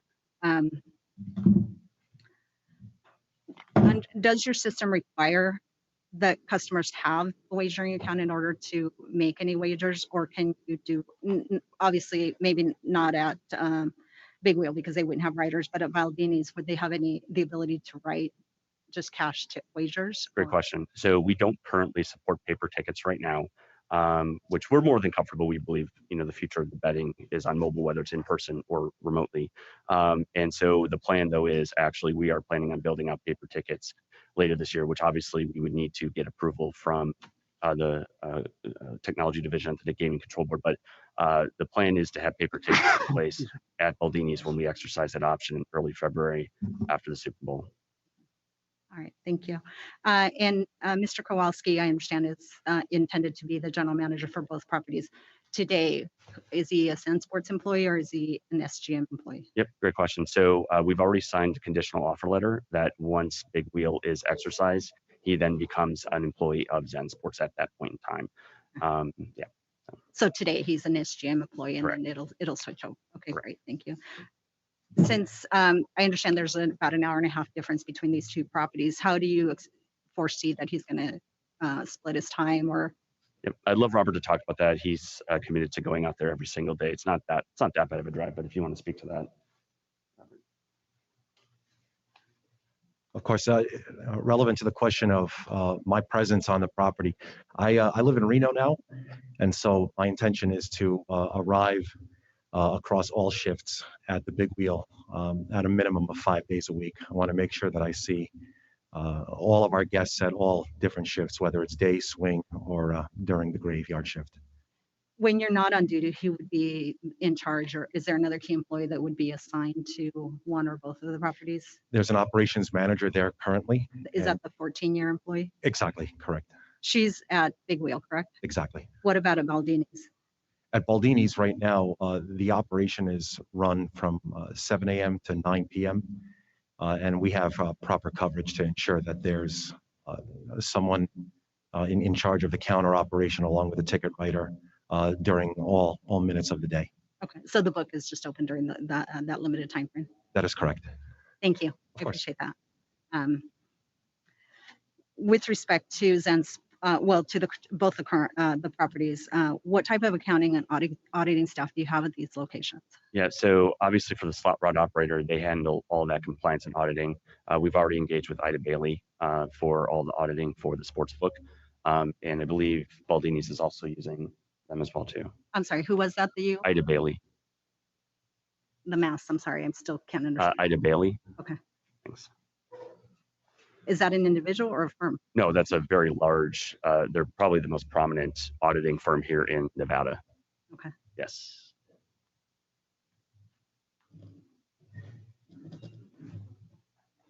And they do the day-to-day audits on, No, that will be handled by Robert's team. That's by Robert. That's why he's managing the compliance. You're talking about the day-to-day reporting and everything like that? well, Jen, I mean, is there, maybe I'm dating myself, but isn't there still day-to-day audit procedures that have to be done on the activity? There's reporting. I'm sorry? The existing employees. You know, we're going to be taking over the existing employees at the book. Sorry. They know exactly, at the big wheel, they know exactly how to operate this property at the moment. And so it's going to be a seamless transition. We're not bringing in a new team that has to get up to speed. We are going to be hiring the team that is there today. And that property is extremely compliant, as I understand it, with that team there.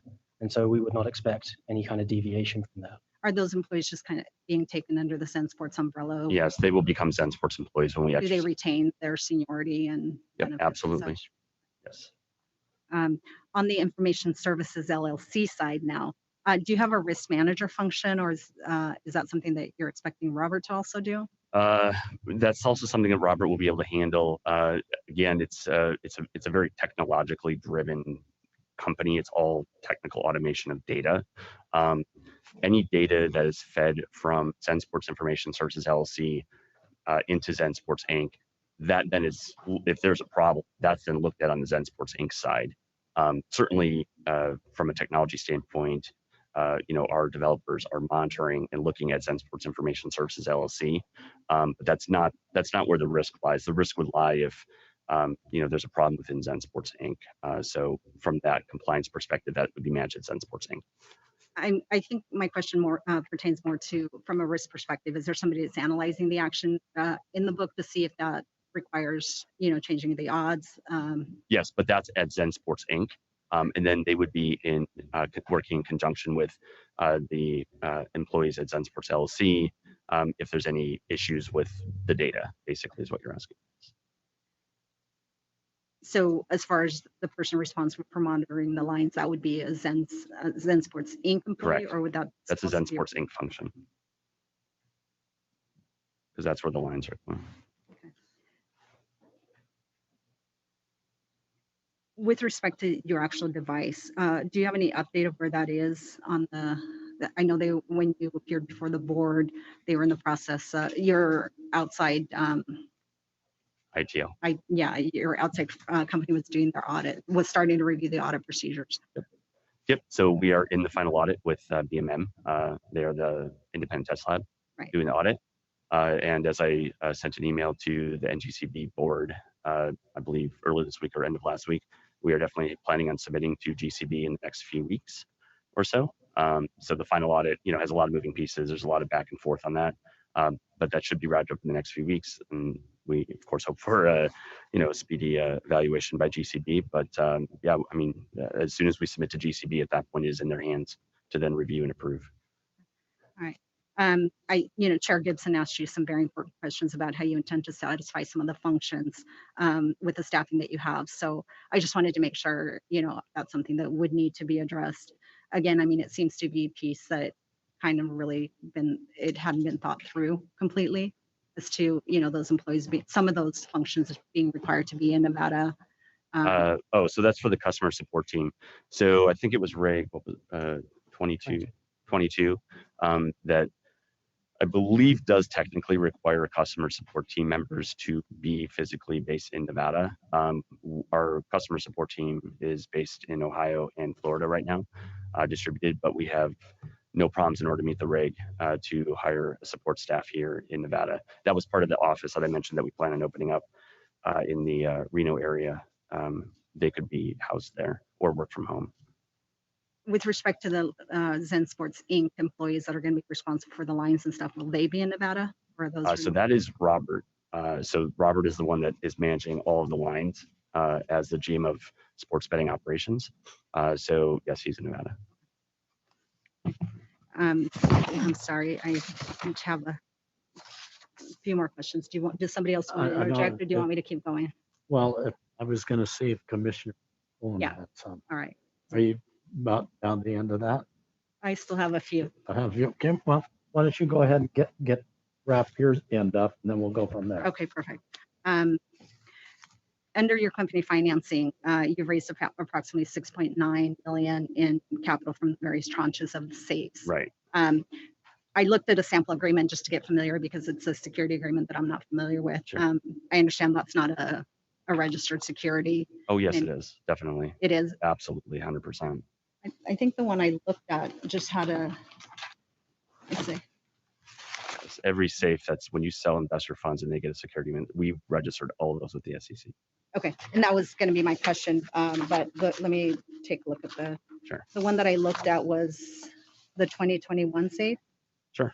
Oh, it just said it had said this instrument and any securities issued pursuant to it have not been registered under this. No, so that's a different registration. That's Okay. that's not registering with SEC under Reg D 506B, which is what we did register under. That's like actually like registering to go public type of thing. So Okay. that's a different But registration. you're still okay. Yes, absolutely, they're registered. with the Right, SEC. that was my question. No So worries. thank you for that.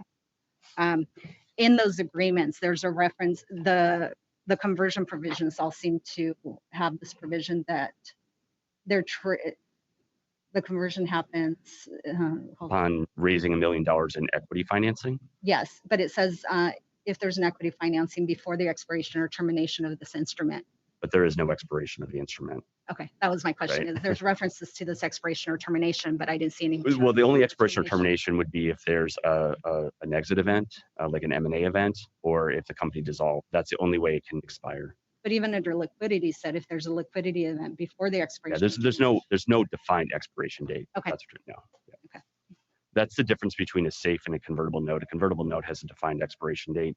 A safe goes into perpetuity. All right. I just thought I was missing it because I didn't see That's it in any of them, but they all seem to have the same references to it. Yep.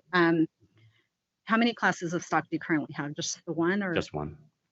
And it looks like everybody that's a shareholders before us on this application. Yes. And some are being registered. Yes, So, correct. yeah. Yes.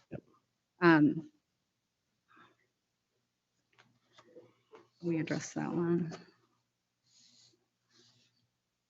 With respect to the waivers of registration for the current safe and sports security token holders, if those were granted, would the company be precluded from issuing any type of dividends or distribution to the current holders until they're registered or? Boy, that's a good legal question. I don't know if I have the answer to that one, but we certainly won't be doing that. And there's no reason for us to be. If we need to add that as a condition to the license, we could do that. But from a legal perspective, I don't have the answer to that. So. And I think, in at least for me, if we were to grant the waiver, then I would be more comfortable having that type of condition fine. where they couldn't receive any benefit until Sure. they went through the registration process. Correct. And that would include the issuance of options.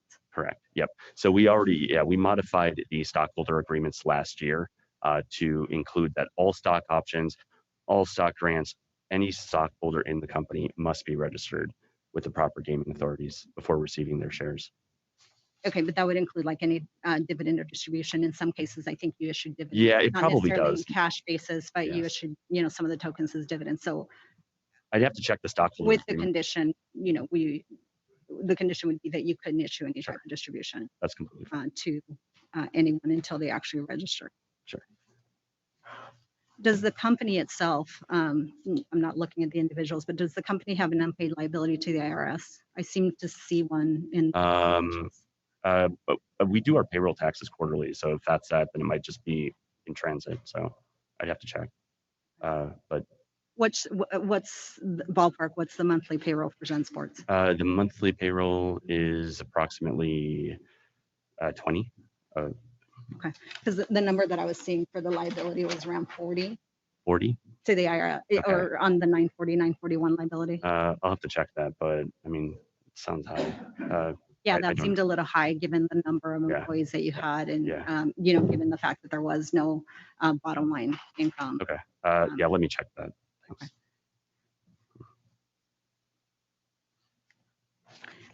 And in your projections, you seem to be pretty aggressive. I'm sorry, in your projections of the per unit win for Big Wheel. Sure. They're very aggressive. I mean, you're projecting a significant growth from historical.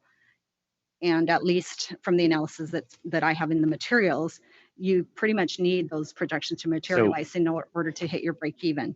So tell me what the basis is for those projections, since you don't really you're not changing the machines, you're not really changing the management. So that shouldn't be just for Big Wheel. That should be, we have absolute plans, and we're already starting to talk to some casino operators about taking over additional books throughout Nevada. So that is something that we have in our projections and our growth plans. So that is not specific to Big Wheel. That's specific to Nevada. But this was a win per unit, per slot machine. Oh, I thought you were talking about the sports book. No. It was a win per unit. So those were provided to us by SGM based on historicals. So I have to have. It's a significant jump for historical, and I'm not understanding the basis. Geez, I don't even have it in front of me. I think they were going up by 20 or more %.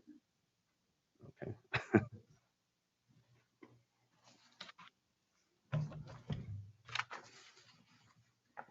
That was on the statement of pre-opening cash.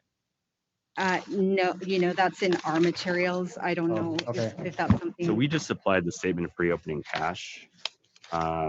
Those were the only financials that we provided on the slot machines at SG. Do you have those? I don't think I have the statement, no. I think I saw them. Yes. Yeah, I'm almost done. See, it was going from historical. That's a huge jump. Right. Might as well, because I know Steve has them. Yeah.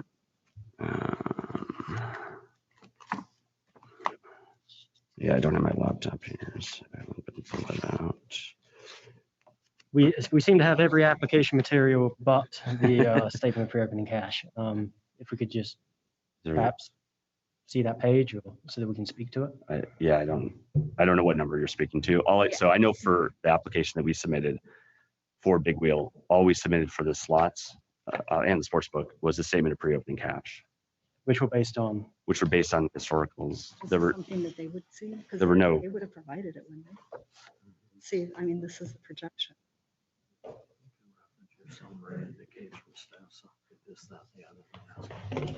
Yeah, and the staff summary that we have, which I'm not sure if this is something we would normally provide to you. I don't believe so, but it shows the Big Wheel historical per unit win was 60 in total, and this is for all the denominations. It was like $60.50 per day, but and you're projecting that that's going to jump to like over 72.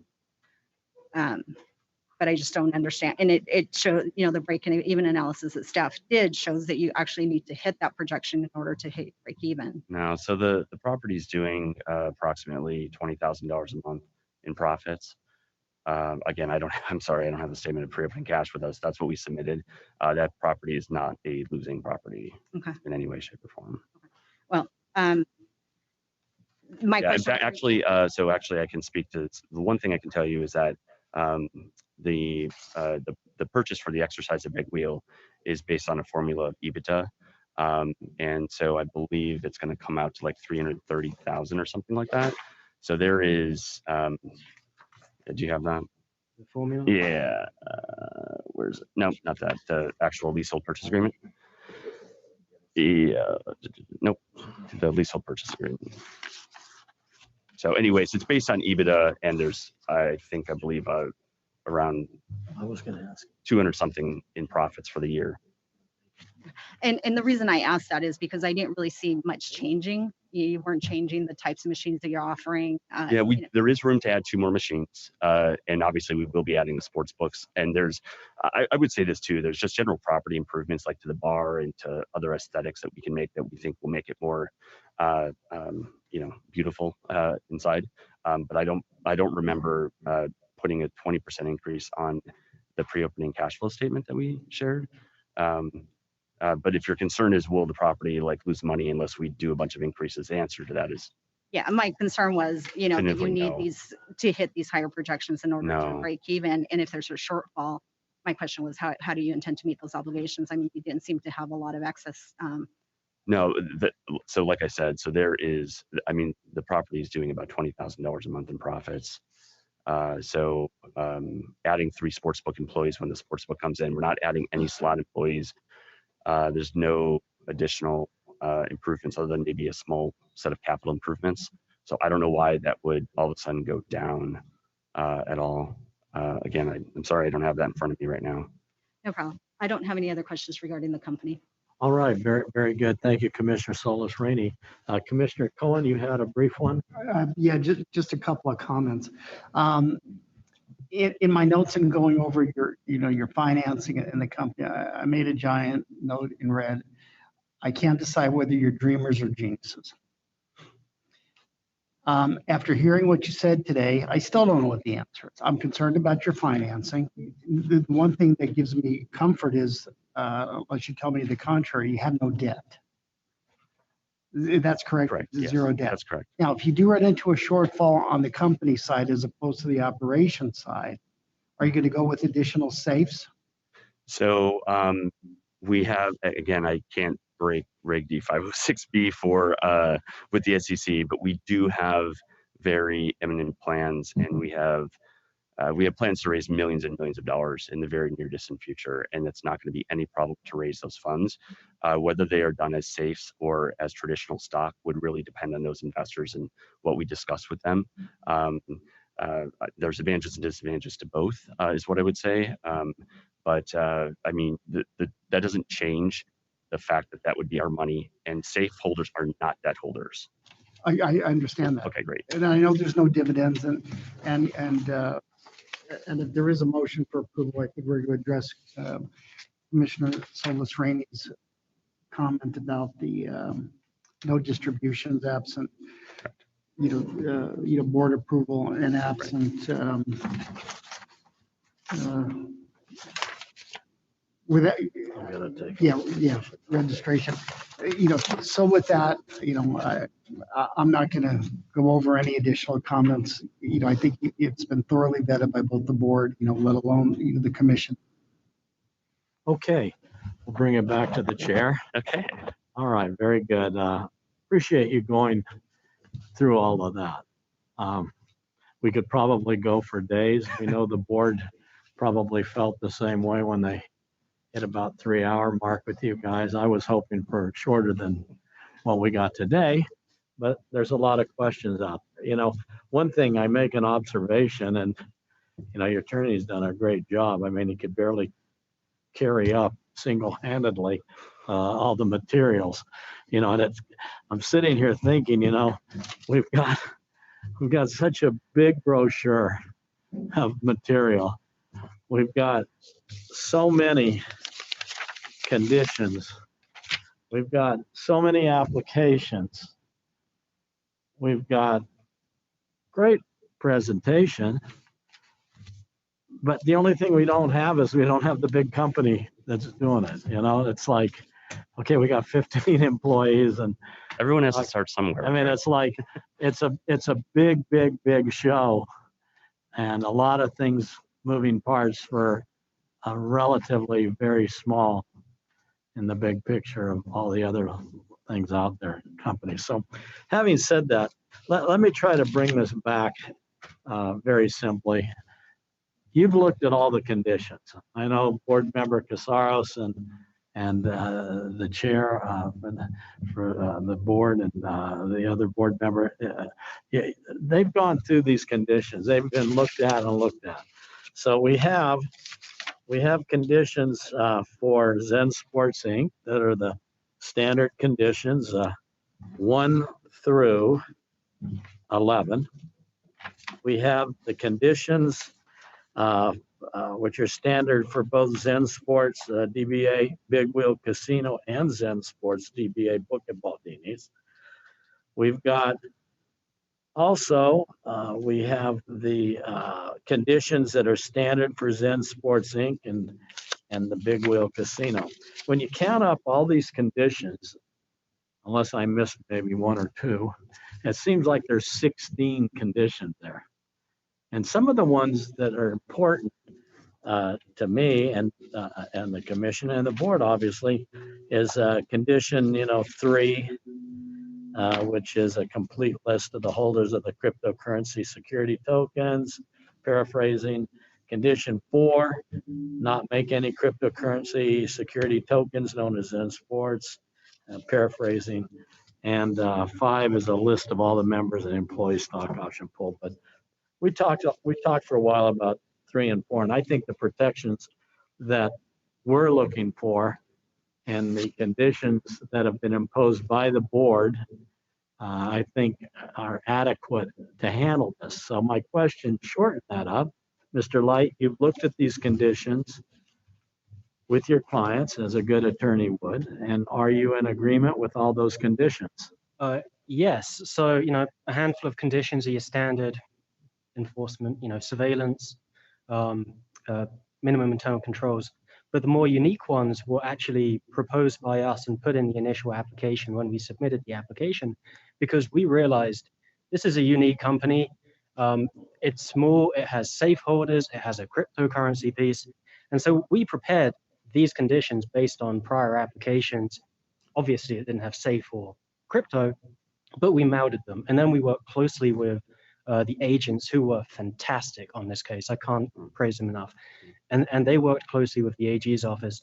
And I believe that we are all in agreement that these conditions will allow Zen Sports to have a chance and to come into Nevada. And we also recognize that the Gaming Control Board limited the approval recommendation for approval to 2 years. We are fine with that. Again, it gives us a chance to come in, and we'll be back before you in 2 years. Well, we're hoping. Hopefully. I hope to see that from afar, but I definitely, in Nevada, we like to bring people like you to our place, and when you pick Nevada to come do business, that makes all of us very happy in the state. So we're glad that you chose to start this in our state, which says a lot about the state, but also says a lot about you. I appreciate your comments on our investigators. They're the best anywhere you're ever going to find. They were amazing. Our investigation staff and the people at the board level, they're absolutely sensational. You won't find anybody better than them. I don't care what state or country you go to. So having said that, I don't have any other comments at this time. I'm going to see if anybody has questions, or are we ready for a motion? Almost. I would propose, this is not a motion, we're still part of discussion, but I would propose an additional condition. The approval of Zen Sports Inc. to issue sports security tokens applies exclusively to those previously issued. Zen Sports will not issue any further sports security tokens. Are you assuming there's a motion for approval? Yes. You agree to that? Okay. Correct. In furtherance of Commissioner Solis Rainey's comments, in number 6, Zen, it would read as follows: Zen Sports Inc. will not make any distributions to the members of the employee stock option pool or safe holders without the prior approval of the NGCB chair or the chair designee, and without registration of the applicable holders. Commissioner Solis Rainey, does that meet your issues? Absolutely. Yes, it does. Yes. Thank you. It's good. With that, I'd be prepared to make a motion. I All still right, okay. Let me ask, Mr. Light, are you good with, and your client good with those additional Yes. Yes, we are. changes? You are correct. Okay. Just- Okay, Commissioner Solis Rainey, you had a question? I have just a couple questions on your personal application, Mr. Thomas. And then with respect to your application, the application to approve Zen Sports to issue simple security agreements or in the future. I know you indicated you can't get too far into your plans for raising capital, but I would be more comfortable. I don't see a condition that directly requires you to come before the board for approval in the event that you decide to issue some.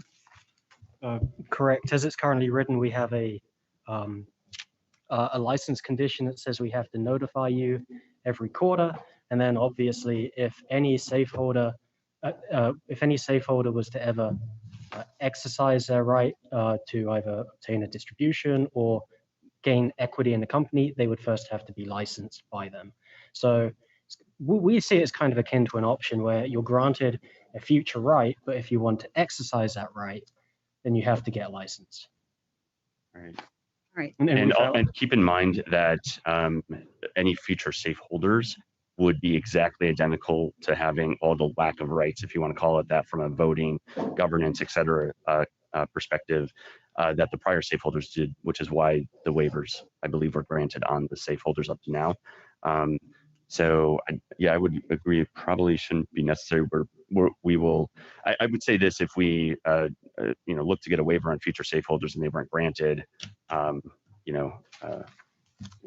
there could be a condition in any safe that could be rescinded. Plus, with the quarterly list that you would be provided of new safe holders, the board would always have discretionary ability to look at one of them and say, "Hey, I don't like this person." Right. Call them forward for licensing. Right. Understood.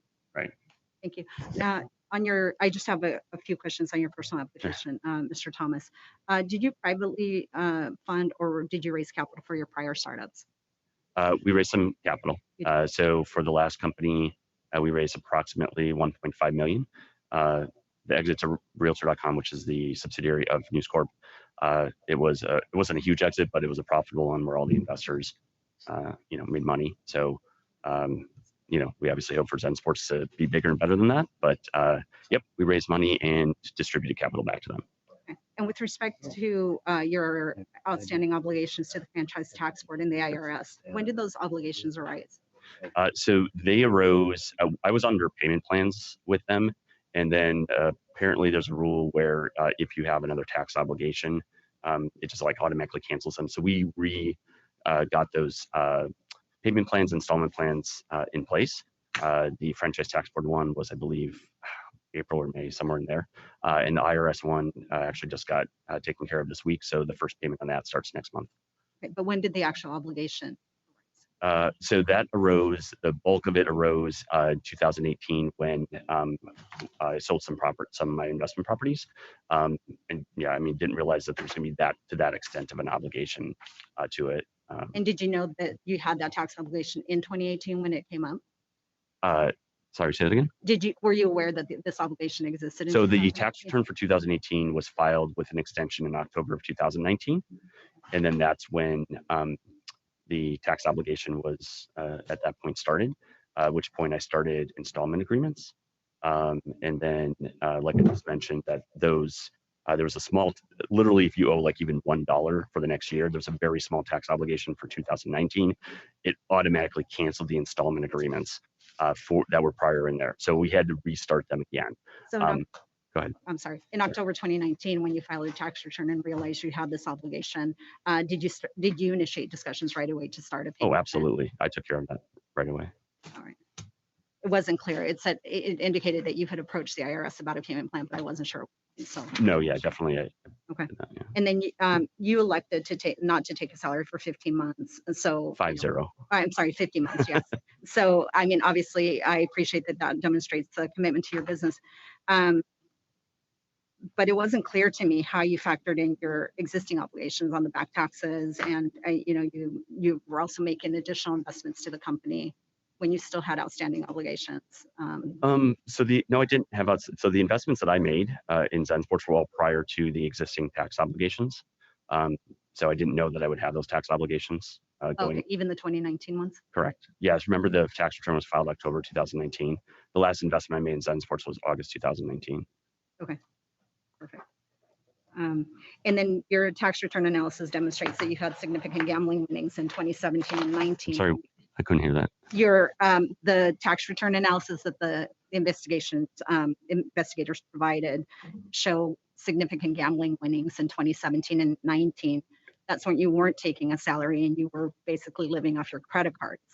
So what were you gambling?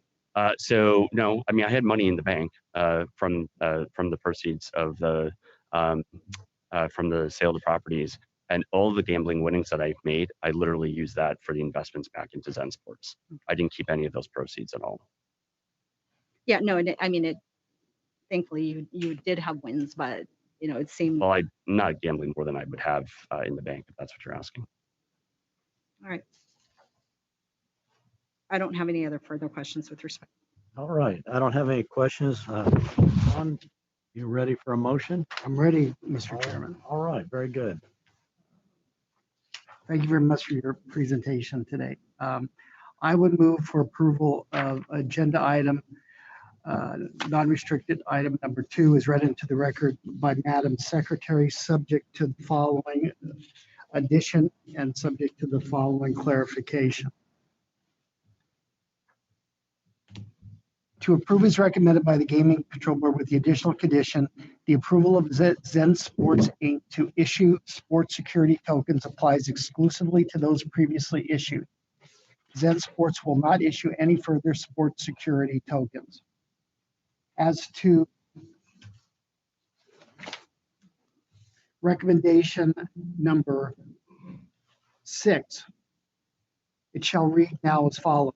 Zen Sports Inc. will not make any distributions to the members of the employee stock option pool or safe holders without the prior approval of the NGC board or the chair designee and without registration of the applicable holders.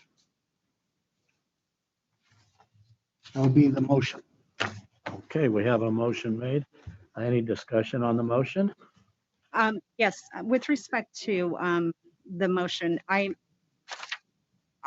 uncomfortable still, like I said, about the, well, you clarified the one about the sports tokens issue. Right.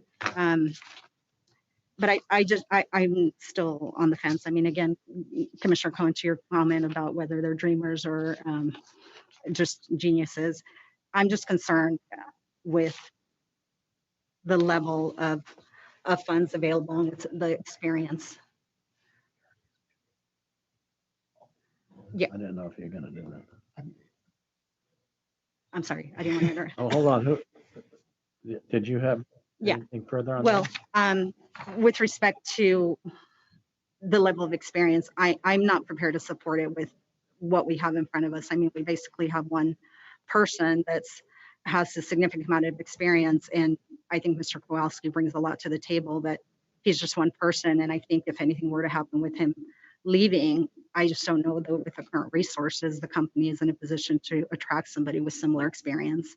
I'm uncomfortable with not having a compliance person designated, especially now while they're going through a lot of these processes.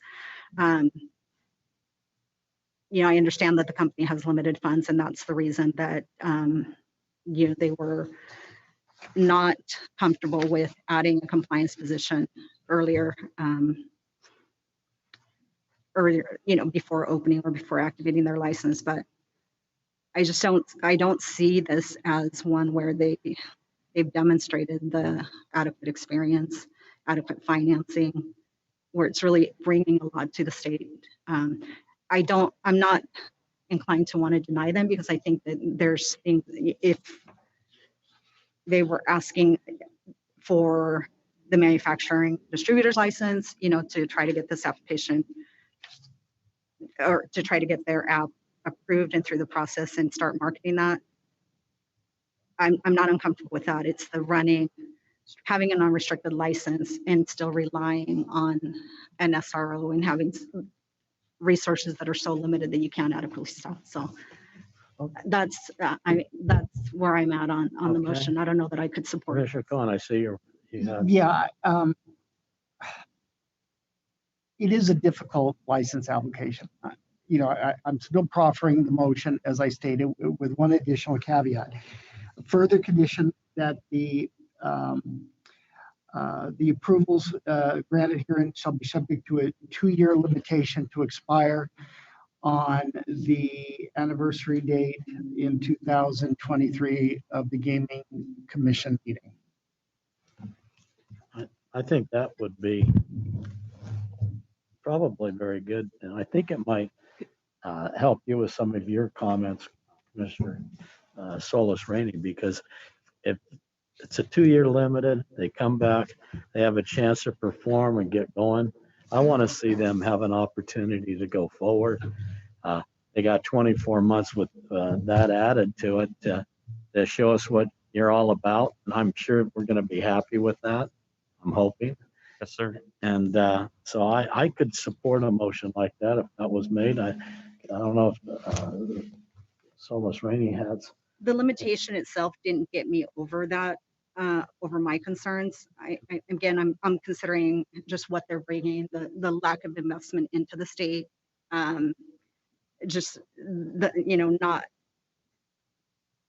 not having the resources to really adequately staff now. I know you plan to change that in the future, but I think this application requires, somebody that oversees compliance other than operations.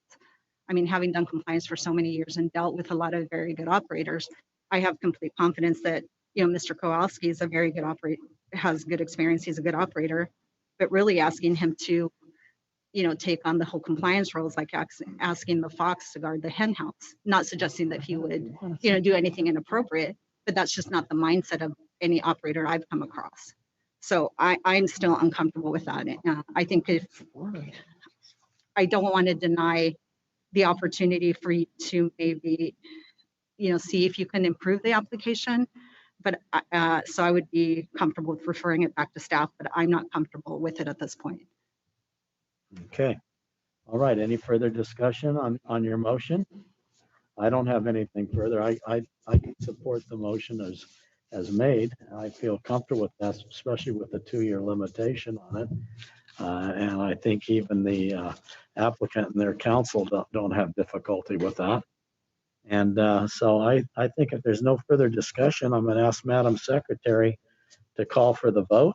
What bit of discussion? Heed what Commissioner Solis Rainey just said. I am not 100% convinced that I'm doing the right thing, but at least from where I sit, we're trying to give you a chance. And I appreciate that. And we're not going to let you down. And look at it that way. You got 2 years, assuming there's an affirmative vote, to get this done right, shore it up, get a compliance committee going, which is not part of the motion, get your financing. That's all I can say, and I'll shut up. Okay. Madam Secretary? I just want to clarify for the record. This is following the recommendation of the Gaming Control Board for the limitations, the approvals and the limitations and conditions as noted, with the additional condition you added with regards to the sports tokens and the change to condition number 6 with regards to distributions. Is that correct? And the 2-year limited license. There's already a 2-year limitation that was recommendation. recommended by the Gaming Control Board. Is that correct? Okay. So that's correct. I'm looking at my attorney over here. Does that motion comply with what we need to be doing here? Yes, it does. It's all right? Okay, very good. Okay, so we have a motion. It's on the record. Madam Secretary, you're clear on that as well? I think I am. Okay, let's go ahead and call for the vote. Commissioner Cohen, Aye. Commissioner Solis Rainey, Nay. Chairman Moran. Aye. Okay, motion passes. Good luck to you. And some of us will see you in 2 years. Thank you for the opportunity. Appreciate it. Thank you. Good job, Mr. Light. Thank you. Okay, let's go right ahead with the next item. Next item is non-restricted number 3, which are the applications of Natalia A. Caraselli as trustee and William Pagnetti as trustee for the noted trusts for the pledges as noted on the agenda. The recommendation of the Gaming Control Board is for approval. I believe we have a disclosure on this item. We need to get Commissioner Brown back. Oh, yes. She's coming. Thank you. Okay. Commissioner Brown, you have a disclosure to make on this item? I do. Thank you very much. Peppermill Casinos, Inc. is a current client in intellectual property matters. And Wendover Nugget Hotel and Casino is owned by the client Maverick Gaming, a current client of the firm Louis Roca, where I am currently employed. And I have no pecuniary interest in the outcome of this agenda item, and I do not believe the independence of judgment of a reasonable person in my position would be affected by the relationship described on the record. And I therefore intend to participate. Deputy Attorney General Breinig, is this disclosure satisfactory under NRS 281A420 and in compliance with the disclosure requirements? Yes, it is, Commissioner. Thank you. Welcome. Thank you. Okay, we're ready to go. Mr. Alonso, good morning. Good afternoon, Mr. Oh, you're right. I'm looking right past you at the clock. You're right. Good afternoon. Good afternoon, and members of the commission, Madam Secretary. For the record, I'm Michael Alonso, and I'm here on behalf of Bill Paganetti and Natalie Caroselli, also known as Nat. Bill is standing to my right, and Nat is standing to Bill's right. By way of very quick introduction, Bill is a founding stockholder, the president, and a member of the board of directors of Peppermill Casinos, Inc. and Wendover Casinos, Inc. And Nat is a founding stockholder, the secretary and treasurer, and a member of the board of directors of Peppermill Casinos, Inc. and Wendover Casinos, Inc. I believe the commissioners all watched or the control board hearing or have the transcript or both. And so I'm going to cut this very short. As you know, between Peppermill Casinos, Inc. and Wendover Casinos, Inc., they operate 5 non-restricted locations in Reno, Sparks, and Wendover. And they also separately own PACA LLC, which owns and operates the non-restricted gaming operation at the Peppermill Coffee Shop and Lounge on the Strip, which they've had since the early 70s, and operated that under a restricted license until 1988, and then have operated since then under a non-restricted license. They've been non-restricted licensees since 1980, and they held a couple of different restricted licenses since the early 70s. With that, Mr. Chairman, get right into the applications, which are the pledges of stock related to the estate planning. There's 2 sets of trusts, as you know, on the Caroselli side and Paganetti side. The chair approved the transfers of interest, the registration of the trusts, and the licensing of the trustees administratively under 463-172. And their estate planning lawyer wanted the notes between the 2 sets of trusts to be secured by the pledges of stock, and that's why we're in front of you today. And with that, I would just like to recognize the board staff, Supervisor Kaufman and Senior Agent Danielle Butler, for the great work that they did on this application. And we're happy to answer any questions the commissioners may have. Thank you, Mr. Alonso. Great presentation and brief and right to the point. You know, this is one of those ones I could have put on the consent agenda very easily. I did want to get a chance to see the gentleman with you. I don't think I've seen them since maybe 2002 when they were last in front of the commission. And I recognize the names from a long time ago. And so I thought it'd be good for them to come down and tell us a little bit about what's going on, what you've done. And I understand that, you know, we have, 14 applications here, and they're all generating or going from estate planning, right?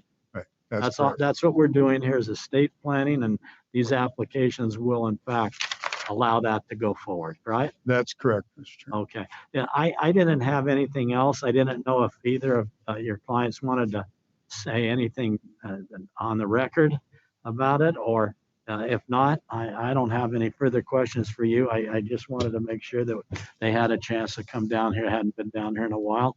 I assume the business is really rebounding up there. Okay, you got And, to reach your lips. So if you want to say anything about how the operations are doing, Oh, well, yeah.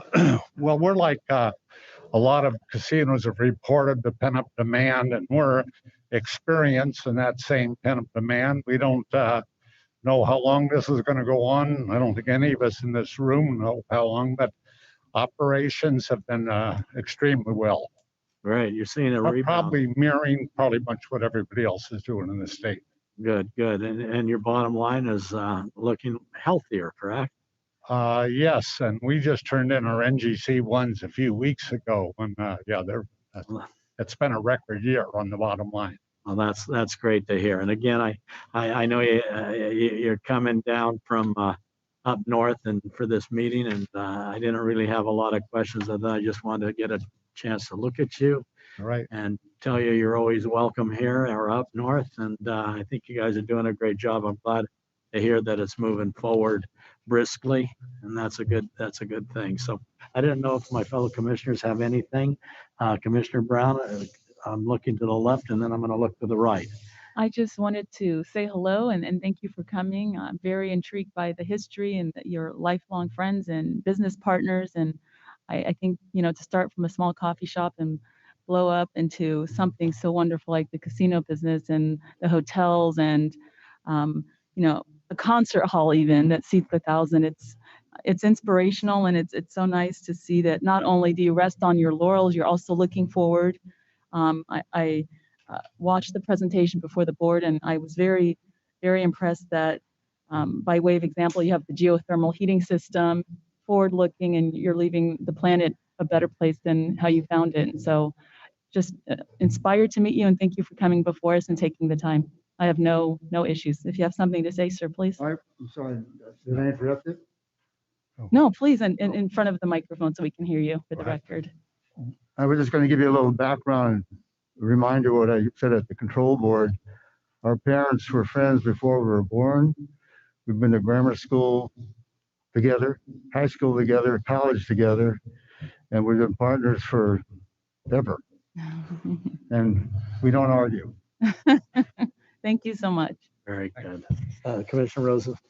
I also didn't have any questions. I just wanted to thank you for being here and also for your efforts, as Commissioner Brown recognized, the steps that you're taking to leave this a better place.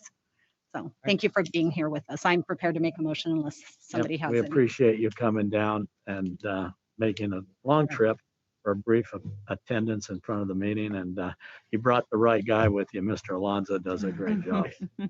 Thank you. I don't have anything further. I'm ready for a motion.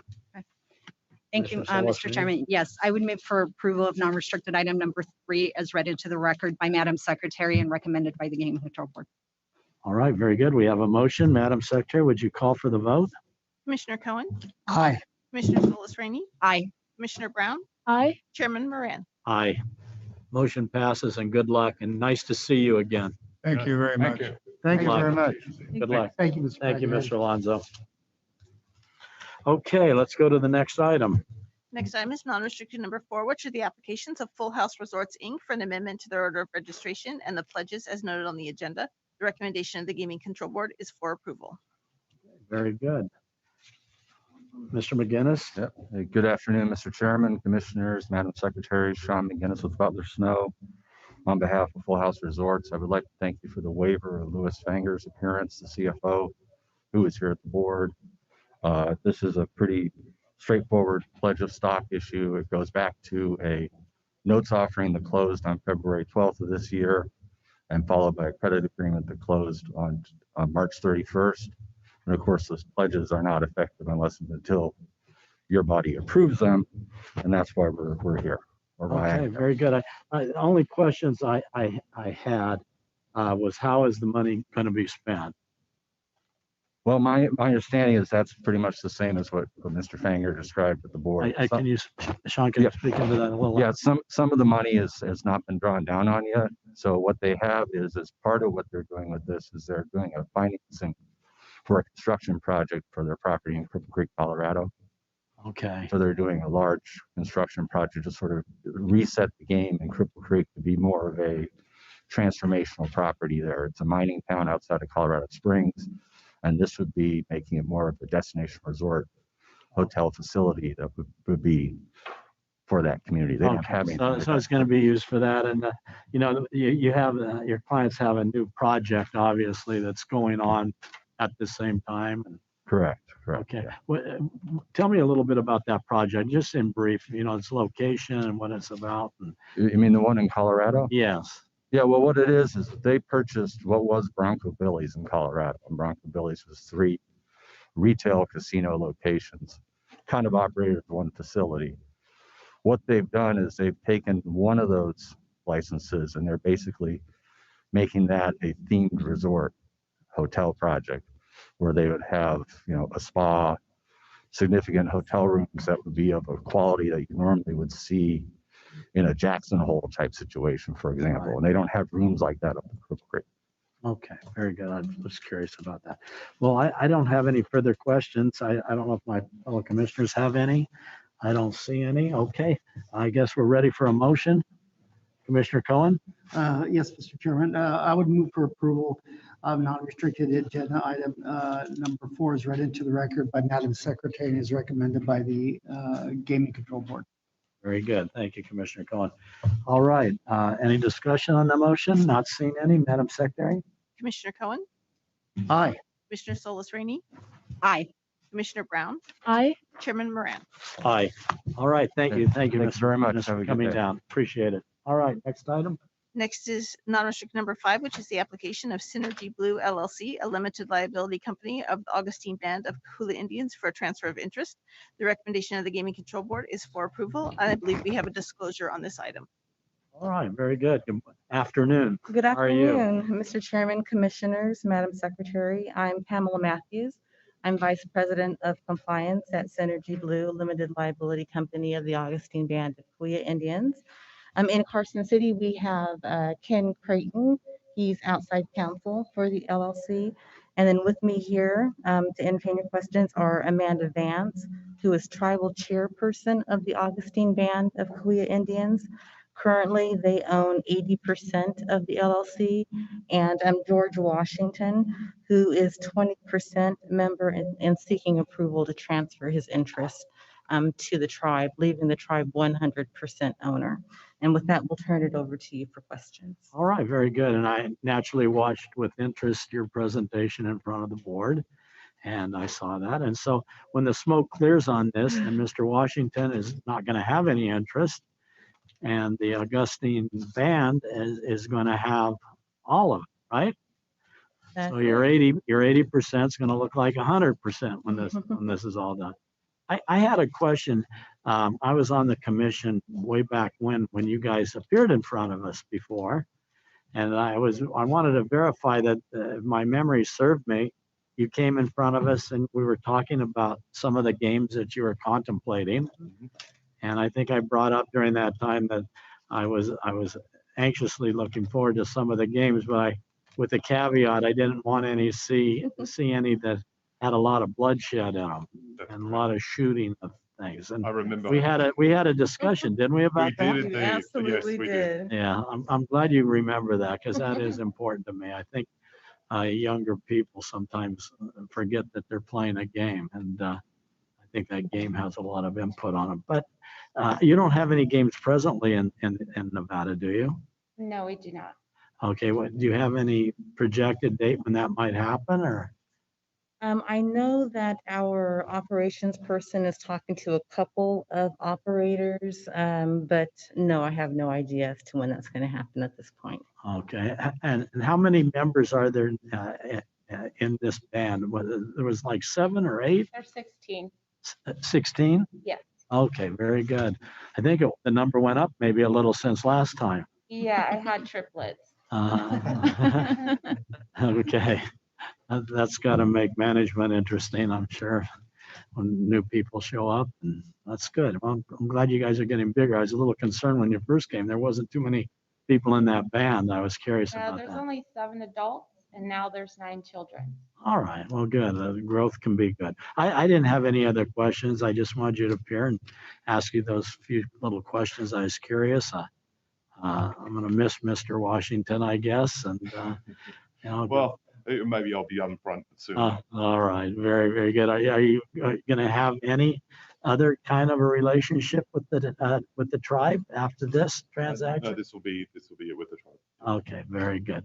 All right, let me ask my fellow commissioners, is there any questions?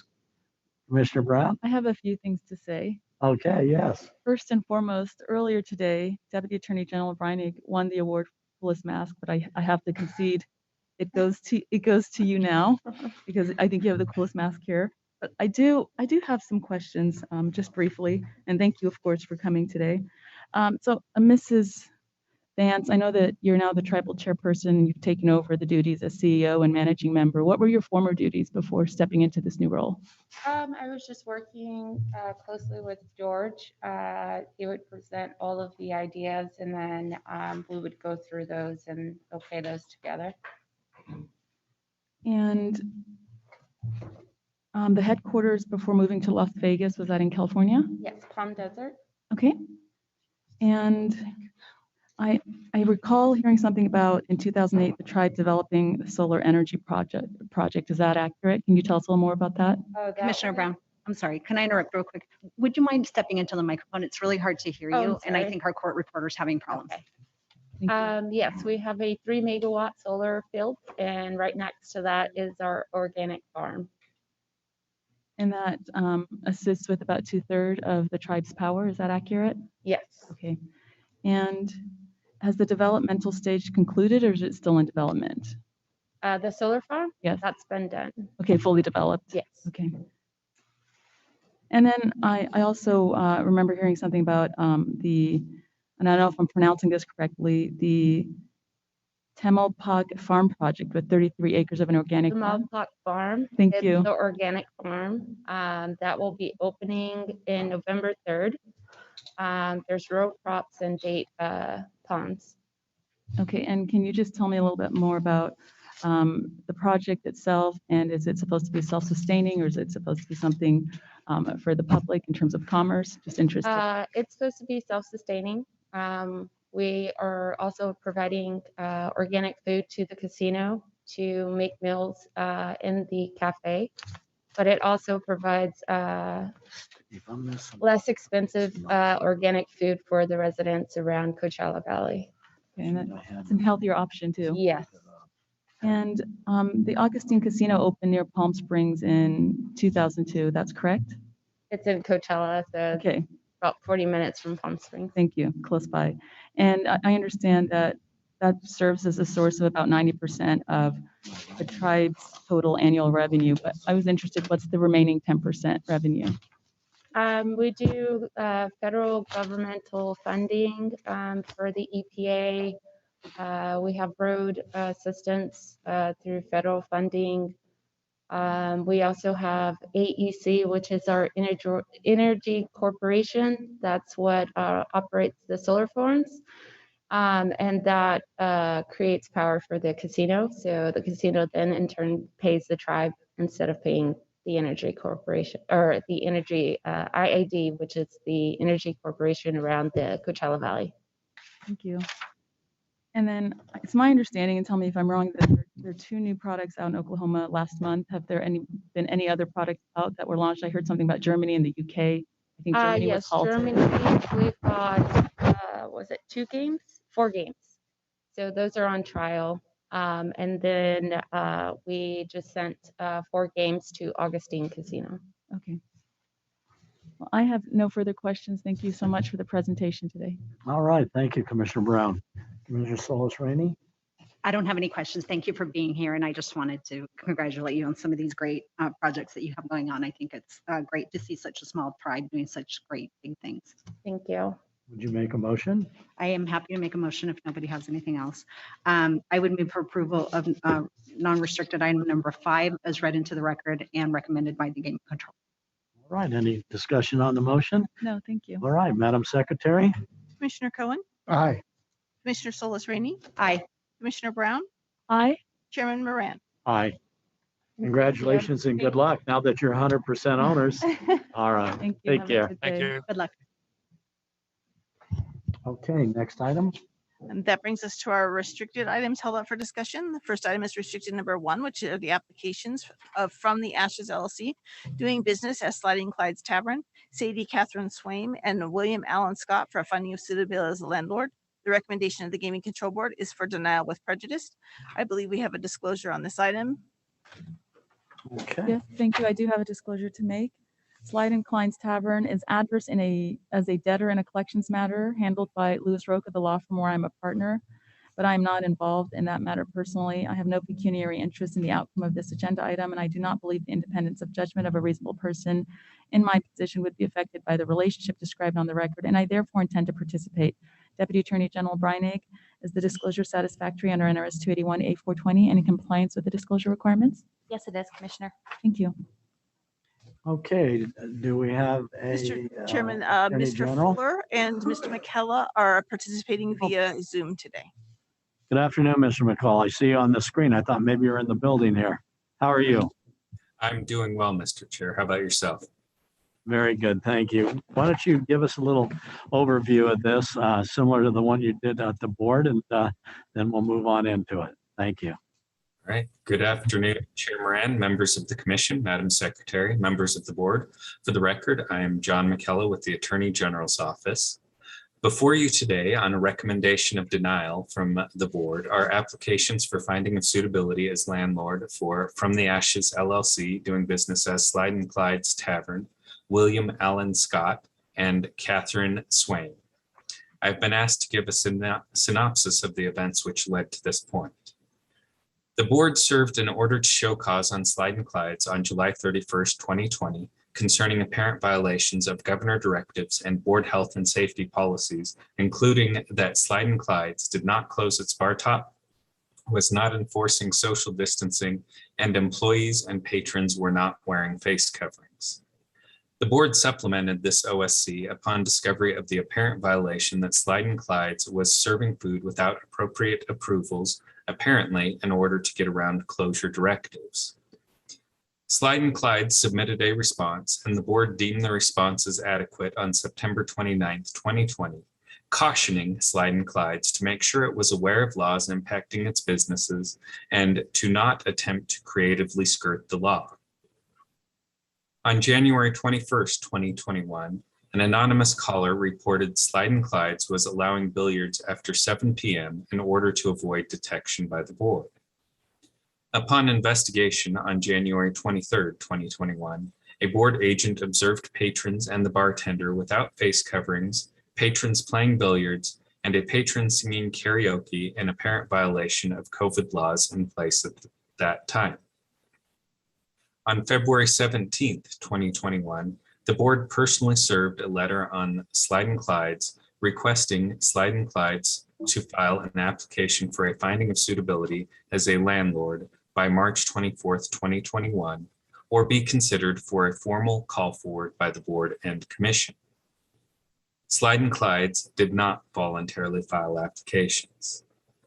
Thus, the board recommended Slide and Clyde's, Sadie Swain, and William Scott be called forward for findings of suitability on May 5th, 2021, and the commission called them forward for findings of suitability as landlords on May 20th, 2021.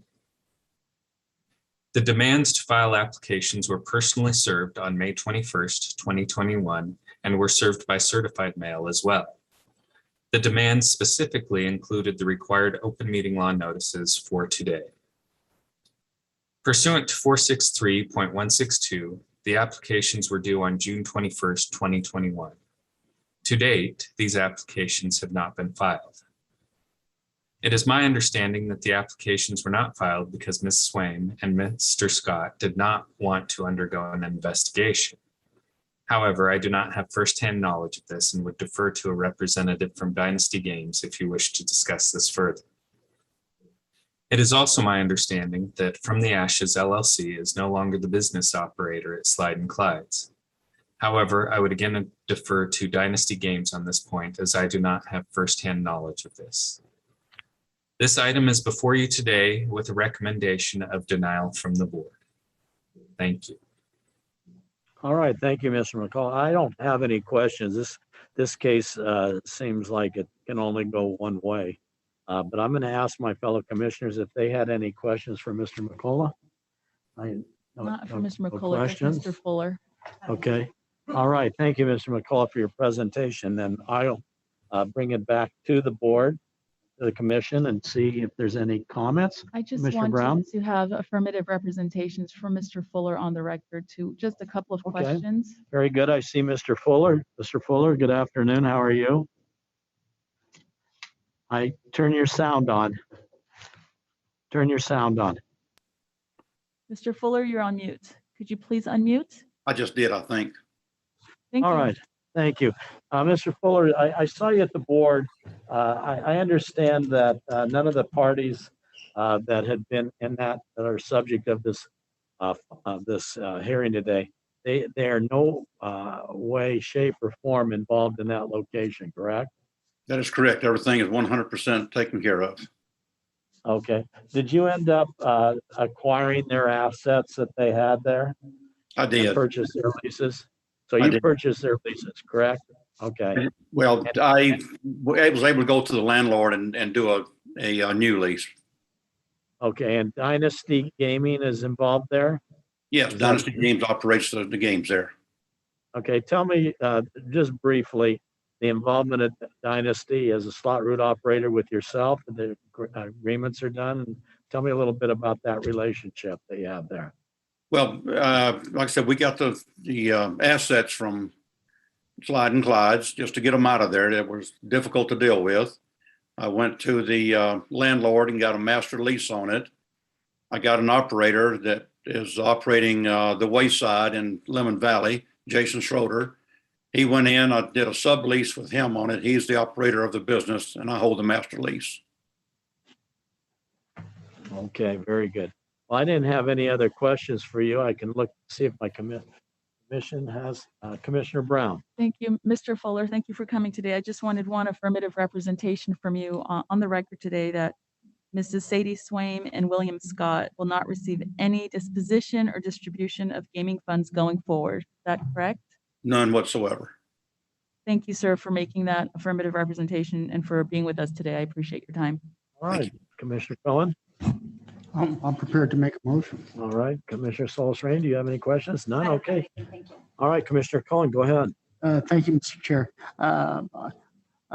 Regarding agenda item regarding agenda item 1 of the restricted agenda today, I move to deny with prejudice and find the applicants unsuitable as recommended by the Nevada Gaming Control Board. All right, very good, Commissioner Cohen. Any comments or discussion? Not seen any? Just briefly, I Commissioner Brown? just wanted to say for the record, because this is a denial and I take it seriously, I simply state for the record that Mrs. Swaim and Mr. Scott have not met their burden to establish that they are of good character, honesty, integrity for the reasons articulated on the record today by Senior Deputy Attorney General Michaela, and I have no reservations with moving forward as the motion has been presented. Very good. And I don't have any difficulty supporting that motion. I'm appalled at the fact that these two individuals failed to appear, failed to cooperate with staff, failed to cooperate with the investigators, took an attitude that they really could care less about what happened to their licensing. I think that the appropriate remedy is to vote for the motion as made, finding them unsuitable with prejudice. So having said that, I'd ask Madam Secretary to call for the vote. Commissioner Cohen, Aye. Commissioner Solis Rainey, Aye. Commissioner Brown, Aye. Chairman Moran. Aye. All right. Motion carries. Thank you, Mr. Fuller, for coming down here today, and good luck in that location as you go forward. Thank you very much. All right. Thank you. Next item, Madam Secretary. Next item is restricted number 2, which are the applications of Russell Fuels LLC doing business as Arco AMPM number 47024 for restricted gaming license, and Akashdeep Body, Pritpal Body, and Bhupinder Body for licensure as member and or manager. The recommendation of the Gaming Control Board is for approval with the condition as noted on the agenda. And Chairman Moran, I believe we have a recusal on this item.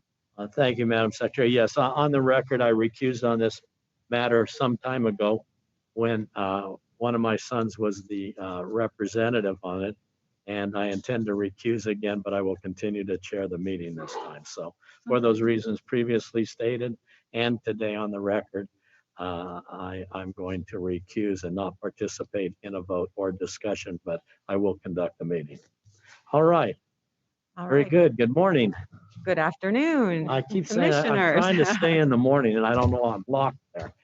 No problem. Madam Secretary, Sonia Vermees from the law firm Brownstein Hyatt Farber Schreck on behalf of the applicants. To my left, Akashdeep Body. He is a member and manager of Russell Fuels LLC. He also goes by Akash. Also here, sitting in the audience, are Pritpal Bhati and Bhupinder Bhati, also known as Paul and Bill. As you have mentioned a few times today that you saw the board hearing and are familiar, I will be brief. The application is for a restricted application, and if approved, it will replace a license that is currently held at that location by Karma Gaming LLC. Karma Gaming is a slot route operator, manufacturer, and distributor. It is owned also by the bodies. But back in 2019, it was issued a limited license. That license is set to expire at the end of this month. The plan, if approved by this commission, would be to let that license expire and replace it with a restricted license for Russell Fuels. The conditions that were placed on the Karma Gaming license have all been satisfied, and the issues that gave rise to the limitations on the Karma Gaming license, those have all been taken care of. I think Akash said it well at the board meeting. this was a family-owned business and they grew too quickly, and that led to some issues from an accounting perspective, and also then in turn led to some disclosure issues.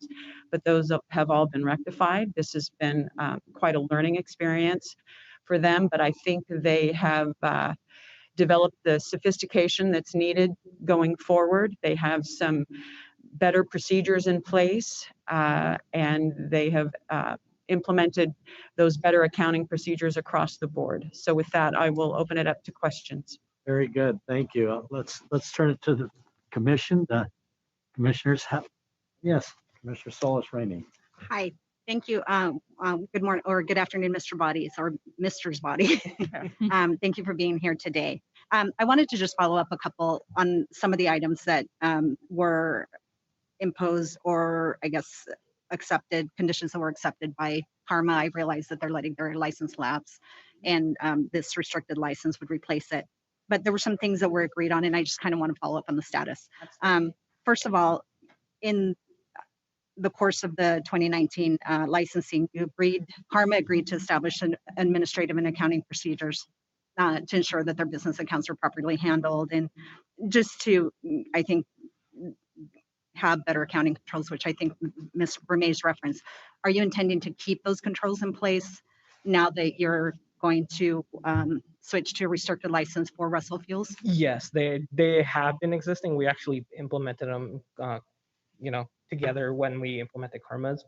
We implemented them across. And you're going to keep those yeah, across the board for your those your other policies are, locations? yeah, they're absolutely. Okay, great. Also, I believe you had established a compliance committee as a result of the issues that arose in 2019. Have you been meeting with the compliance committee?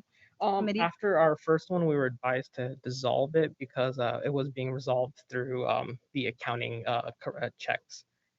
So we haven't been. We only had one meeting of it over the 2 years, but we don't regularly check because we have third-party checks, which are better than our internal checks on it. And I'm sorry, you said you were advised to dissolve it. What was that by the board? No, through legal counsel and discussions amongst the owners, because it wasn't a condition on the license. So we felt that we were better served, for our license using our accounting firm. Okay. Yeah. Yeah, no, I realized they hadn't made it a condition, but I believe you all represented on the record that this is something you were committed to doing and would continue to move quarterly. Did you notify the board that you had dissolved that committee? We did not. Okay. Just in the future, I mean, that's something, even if it's not a condition, if it's something you've affirmatively represented, it would be nice to know that you've decided to go in a different direction for whatever the reasons are. You weren't, I don't believe you'd need one in this case, but just for future reference, I mean, it is important that if you tell us you're going to do something and you can't do it or choose not to do it, that you come back and let us know. Absolutely. We apologize. Okay. And there was just a couple minor discrepancies, and obviously those are, I think one of them was a timing issue on an account. Was that something you noticed through your internal processes, or was that something? That was something our third-party processes caught, and I was actually did my fat fingers. So when I was typing in something, when we had our offices closed due to COVID, we still had bills to pay, we still had vendors to pay, so I mistakenly did that. Okay. But yeah. But it's good that your third-party processes worked Caught it, yes. and caught the issue a little bit more timely, and you were able to resolve it, I assume. Right. Okay. With respect to the annual review that was late, I believe that was one of the conditions that was on Karma. How did the submission? How did the late submission come about? Was it something you knew you couldn't meet, or? So that submission was specifically due June 30th of 2020. If everyone recalls, everything was shut down due to COVID. There was a blanket, I believe, in one of the guidances saying, we can extend any guide and things required, but we reached out to we reached out to the gaming control board, and we had an extension granted from the audit division for those 30 days. And it only pertained because of the fact that the review requires our tax returns to be completed. And so everyone was kind of in a shambles trying to figure out how to work from home. Accounting firm was like, oh, wait a second, we need this, this, and this before we can even, do the AUP procedures on it. So we were unable to complete it by June 30th, but we did have written permission to. And you obtained that written permission in advance of the deadline. Correct, absolutely. Okay. Yeah. And I appreciate that. It's been definitely a trying time for everybody. So I think both the judiciary and the board were more than willing to work with, applicants or people that were before the court. So I appreciate you taking the steps so to at least acknowledge the deadline and let them know that you couldn't meet it and obtaining extension instead of just letting it lapse. What are you doing now for slot repairs now that you have basically 7 restricted locations? I think in the past you had hired a gentleman that was going to handle all of the slot repairs for Karma. Right. So that gentleman's still technically employed for Karma. The slot machine, honestly, the repairs are so minor that generally, Paul, he's very much the slot machine guy. He can easily pop in some things or fix them. But if there's anything big, we usually call a company that's licensed as a slot tech, or we call a licensed slot tech to do anything like that. And do you have due diligence procedures to verify that the slot yes. tech or company that you're using is licensed in the jurisdictions that it does business? Absolutely. Okay. I don't have any further questions. I would pass to my colleagues for Thank you, anything else. Commissioner Solis-Rini. All right. Any other commission questions? Commissioner Cohen? I just had a quick comment. What a difference 2 years make. I was highly critical of some of the things that happened in your initial application, but I see you've righted the ship. And I thank you very much and your counsel very much. Thank you. Thank you. All right. Commissioner Brown? Just a few quick questions. I had a point of clarification that I needed for the record today. When I was observing your presentation before the board, the word reconciliation was used in connection with the 3 of you using the credit cards, and there was a personal credit card and then the company credit card. So I'm having trouble understanding why a reconciliation is necessary if the personal credit card is only used for personal expenses and the company credit card is used only for company expenses. To serve as a double check.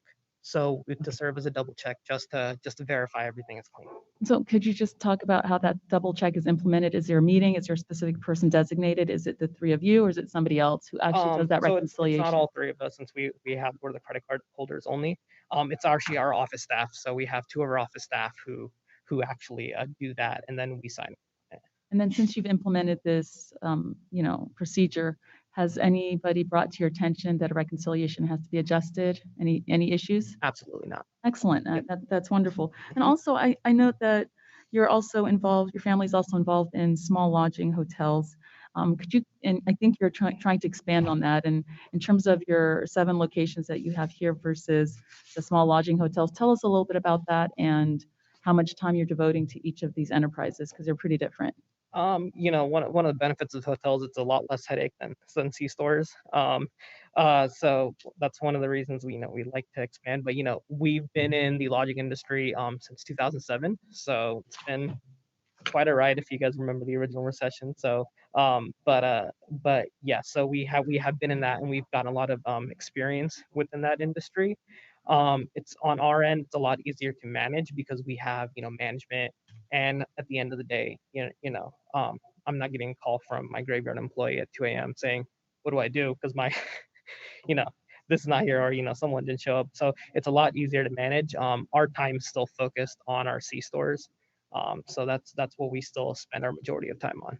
And for the small lodging hotels, where are they located and what's the capacity for each? It's only one hotel, so it's a small 81-room component and suites. It's actually up by Nellis Air Force Base.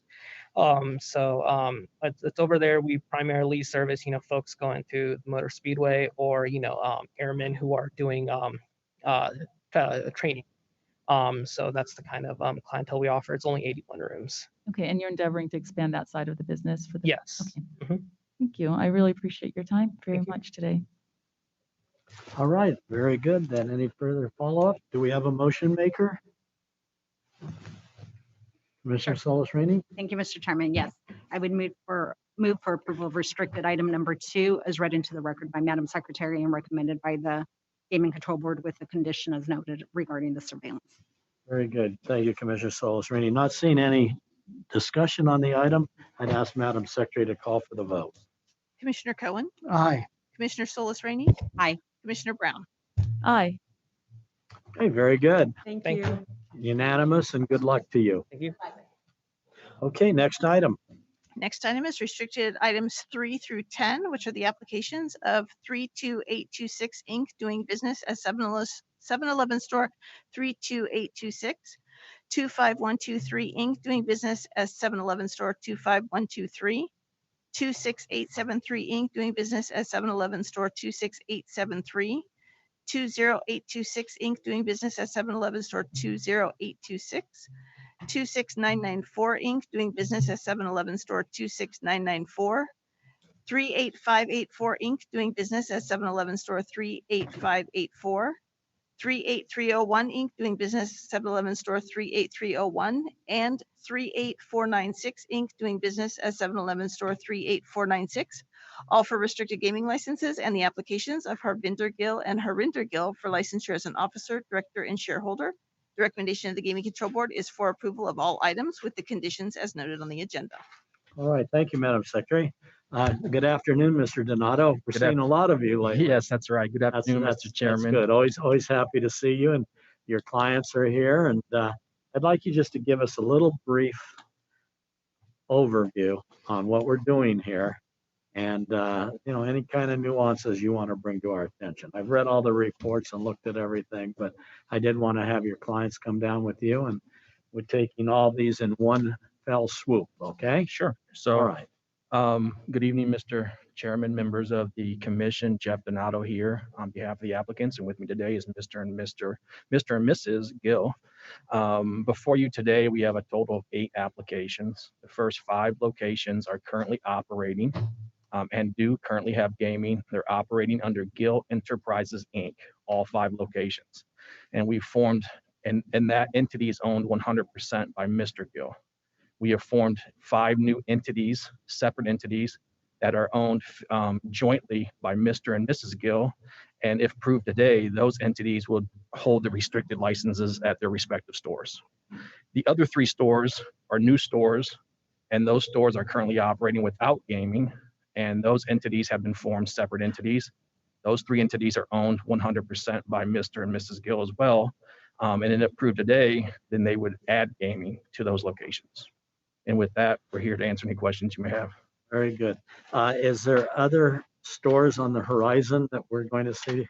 That is Gill's correct. involved in? So there's currently 3 more stores that are pending in the application process. And my understanding is we should be tentatively scheduled for a November agenda. Okay. And that would be a total of 11. And then there's 1 store for a total of 12. And that 12th store will remain in the name of Gill Enterprises, Inc. So at the end of the day, we'll have 12 stores with 12 different entities operating those 12 different stores. Okay, thank you, Mr. Donato. I only had one question, and either one of the Gills, it's always nice to see you. You've got your plate full, so to speak. My question is how are you going to cover all 12 of those stores operationally? I mean, are you ever going to sleep at night, or how's that going to work out? I take naps. I understand. So, I do too. No, but we have really good staff and really good infrastructure. When we got to about 3rd store, we realized we wanted to keep going because we love doing what we do. So of course we can't run 24-hour business ourselves at all the time. So we decided that we're gonna hire individuals. We're gonna delegate everything. We're gonna train them properly so they can operate the stores on their own. But me and Hannah still both stay fully 100% engaged 24 hours. I don't know if you notice, I've been on my phone and my iPad the whole time. So every single thing that takes place in the stores gets reported through the computer immediately, and we're on it 24/7. How often do you get around to those stores? Every day. Every day you go Yep. through all of them. Good. Yep. Very good.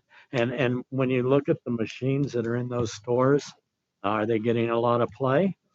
They are. I mean, we keep our machines clean. We take care of our gamers. The gamers take care of the staff. So everything works together hand in hand. How are you handling the COVID with your machines and how they're touched by patrons and things in your store? Just briefly, Well, what kind of protocols do you have in your we store? put plexiglass dividers to separate the gamers. And then on top of that, we change, I mean, our players have to be interacted by our staff. They have to greet them, they have to clean their machines. Furthermore, in order to remind them, we have changed our system where if the machine hasn't been cleaned for X amount of minutes, it turns red. So it reminds the staff when they're standing at the register, hey, the machine's turned red. That means I haven't cleaned it within 5 minutes. So they go and sanitize those machines. Very interesting. And I pop in the stores randomly to check that screen is green or not. If it's not, then there's some consequences. Very good. Well, I didn't have any other questions. I just was curious about your operation and how the operation is getting bigger. And that's good. That's good news. So let me see if my fellow commissioners have any questions or a motion. Just briefly, I'm interested. You've come a long way. Yeah. You know, a very impressive backstory. I love the proposal after 30 minutes of meeting your lovely wife. I thought that was very sweet. Did you answer right away or did you make them wait? I can't remember. You answer it. I think she made me wait about half an hour. It was very convincing.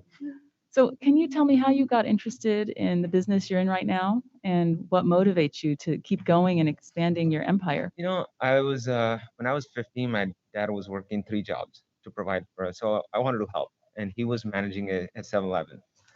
And his friend was working for a corporation running a store down the street. So I went over there. I said, I wanna work so I can help my dad.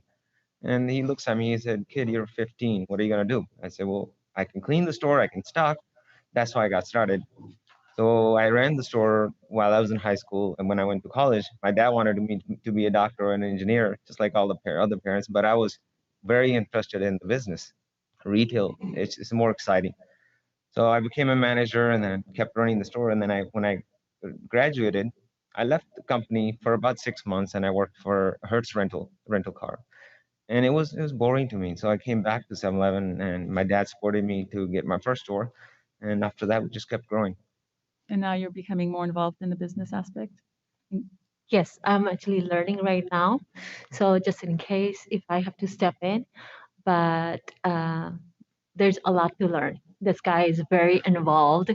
So I cannot be Harvey at this time, but I'm definitely trying to be one. I'm happy to hear that. Well, thank you both. I'm prepared to make a motion unless anybody has any questions or comments. I didn't have any questions, but I also wanted to just make a comment. Mrs. Gill, I heard your presentation before the board, and I think it's really wise that you decided to learn the business. You know, although you may be able to rely on Harvey to operate it from day to day, I think anytime you have that type of family business, you never know what can happen. And obviously you hope for the best, but you prepare for the worst. So I'm glad that you made that transition, and I hope you're enjoying it. Definitely. All right, very good. Do we have a motion? Yes, Chair, I'm prepared to make a motion for approval of restricted items number 3, 4, 5, 6, 7, 8, 9, 10, as recommended by the Gaming Control Board and as read into the record by Madam Secretary. Very good. A motion is made for approval of those items. Not seeing any discussion, I ask Madam Secretary to call for the vote. Commissioner Cohen, Aye. Commissioner Solis Rainey, Aye. Commissioner Brown, Aye. Chairman Moran. Aye. Motion Thank you. passes. Appreciate that. And Congratulations and good luck as you go forward. And always good to see you, Mr. Donato. Likewise, and like to thank Agent Broomfield for all her hard work on this application, on these applications, should I say. Very good. Very good. Thank you. Thank you. Good luck. Good luck. Take care. Have a good day. All right, next item. Next item is restricted number 11, which is the application of Nevada Restaurant Services, Inc., doing business as Red Dragon Sports Bar number 210 for restricted gaming license. The recommendation of the Gaming Control Board is for approval with the condition as noted on the agenda. Good morning. Good afternoon, Chairman Moran. I'm stuck on the morning. I don't know what it is. It happens. You didn't take a Commissioners, break. Madam Secretary, members of the board, my name is Cannon Smith, and I'm General Counsel for Nevada Restaurant Services, Inc. Very good. With me today is Mr. Thomas Katsaros, who is NRSI's Gaming Director. We're Good. before you today on NRSI's application for Red Dragon number 210. We brought the big guns. You know, you brought the big guns today. And, you know, we a weren't Greek sure what we might name be in asked, front of you this know? commission is going to do well. I'm just telling you. Yeah. It's a solid. You must be a smart general counsel. Yeah. I try to, All right. Stack the deck as much as we can, right? I normally put you guys on the consent, but when I saw the Red Dragon, I started thinking about the name. And a long time ago, when Craig Esty was in front of us, and I don't know who else, they had mentioned they were going with a concept at that time, changing the model around that Dottie's was doing, and they were going with something called the Red Dragon. And I was curious about that, if that concept is in place, or is it still evolving, or that's what I wanted to know. And that's the only reason I had you come down here today, other than to see Mr. Casaros. But I'd like to hear a little bit about that, if you know about the Red Dragon concept. Well, we have 8 currently Red Dragons around the state. I believe this will be our 9th. So it's a fairly well-established brand. And the public has seemed to like that brand. That's why we continue to use that concept in different locations. So we anticipate that we're going to continue doing that if we find the opportunities. But it's an Asian-themed concept, but it appeals to all demographics. And it's getting some play, obviously. Correct. Okay. Well, that's the only reason I had you come down here, and I appreciate you taking time to come down and talk about that. I guess the only other thing I could throw in is how are your protocols with the COVID and the patrons who come in there? I drive by a lot of your locations, particularly in the southern part of the state, and I always see traffic and people coming in and out. And I know you have a particular target marketing group, just like everybody has a group that they market. And your is, I think, a little bit older, and that's good. How are you handling the COVID in your locations to try to get all the protocols in there and the safeguards that the governor has suggested and directed that we do? We're very proactive in the stores. The customers that do challenge us on us, we give them notice once that they have to comply with the mandates, and that's it. After that, if they're not in compliance, we have them leave the building. So very when it comes to the customer compliance, that's how we enforce it. As far as the cleaning protocols, we're on top of that as far as disinfecting the machines, making sure all the protocols for cleanliness are adhered to. So we're very comfortable with what we're doing, and we're very aggressive with it. Very good, very good. I'm glad to hear that. That's something I definitely want to get on the record and hear. Well, I didn't have any other questions. I don't know if any of the commissioners have any. I don't see any. We're ready for a motion. I'm happy. Thank you, Mr. Solis Chair. Rainey? Yes, I'm happy to make a motion for approval of restricted item number 11 as recommended by the Gaming Control Board and read into the record by Madam Secretary. Very good. We have a motion. Not seeing any discussion. Madam Secretary, would you call for the vote? Commissioner Cohen, Aye. Commissioner Solis Rainey, Aye. Commissioner Brown, Aye. Chairman Moran. Aye. Unanimously passes. It's always good to see you, sir, and nice to see you, and good luck in your new venture. I appreciate it. Thank you very much. And we'd also we didn't appear at the board, but we'd like to thank Agent Katie Finlinson for her work on this application. Very good. Thank you. All right. Have a good day. All right. Next item. Next item is restricted number 21, which is the application of United Coin Machine Company doing business as Century Gaming Technologies, doing business at Bagel Mania for a restricted gaming license. The recommendation of the Gaming Control Board is for approval. Chairman Moran, I believe we have disclosures on this item. Okay. Who's making a disclosure? Thank you. They're peripheral disclosures, but I think they're appropriate. In connection with my work at the law firm of Lewis Roca, where I'm a partner, I represent Steven Siegel and the Siegel Group Nevada, Inc., one of the members and managers of the business operator Bagel Mania, respectively. In an unrelated litigation matter, Bagel Mania is not the applicant before us today, but the business operations side. But I make this disclosure in abundance of caution, and I have no pecuniary interest in the outcome of this agenda item. And I do not believe the independence of judgment of a reasonable person in my position would be affected by the relationship described on the record, and I therefore intend to participate. Deputy Attorney General Breinig, is this disclosure satisfactory under NRS 281A420 and in compliance with the disclosure requirements? Yes, it is, Commissioner. Thank you. All right. Good afternoon. Good afternoon. Oh, Commissioner Cohen. Yes, Mr. Chairman. On this matter, my law firm and I have participated in certain litigation involving subsidiaries of the Siegel family. And as such, based upon the representation and the ongoing adverse case we are involved in, I respectfully recuse from consideration of this matter, and I will not be participating in this vote. Deputy Attorney General Briding, was that an appropriate recusal? Yes, Commissioner, the recusal is accurate. Thank you. All right, very good. Back to you, sir. Yeah, Mr. Chairman, fellow commissioners, Madam Secretary, Tim Cogswell, Vice President and General Manager of Century Gaming Technologies. I'm on behalf here of Debbie, I should say Corinne now, as she's out today. So here with representation from Bagel Mania with Michael Crandall and Sean Thiessen, and we're here to answer any questions you may have. All right, very good. I know the location. I know when it used to be other types of uses there. I see that the location had a license many years ago there. And I was curious about, you know, the machines that you have in there. Are they stand-ups or are they bar tops? I know I went down there to get a bagel one day and it was so crowded I passed on it. Yeah, sure. So here's a good place to go in. Yeah, And and I'll let Michael go more into the business. When just over, I guess it was almost 2 years ago, when Mr. Crandall approached me in regards to placing games into Bagel Mania, my first thought was, well, it's bagels, right? I mean, so a little precautious on that. But once he sold me on the business model, what was all going to be involved, and it's not just a bagel store, as many people may think. If you've been there and if you haven't, go. Everything that it does have to offer, it's way more than that.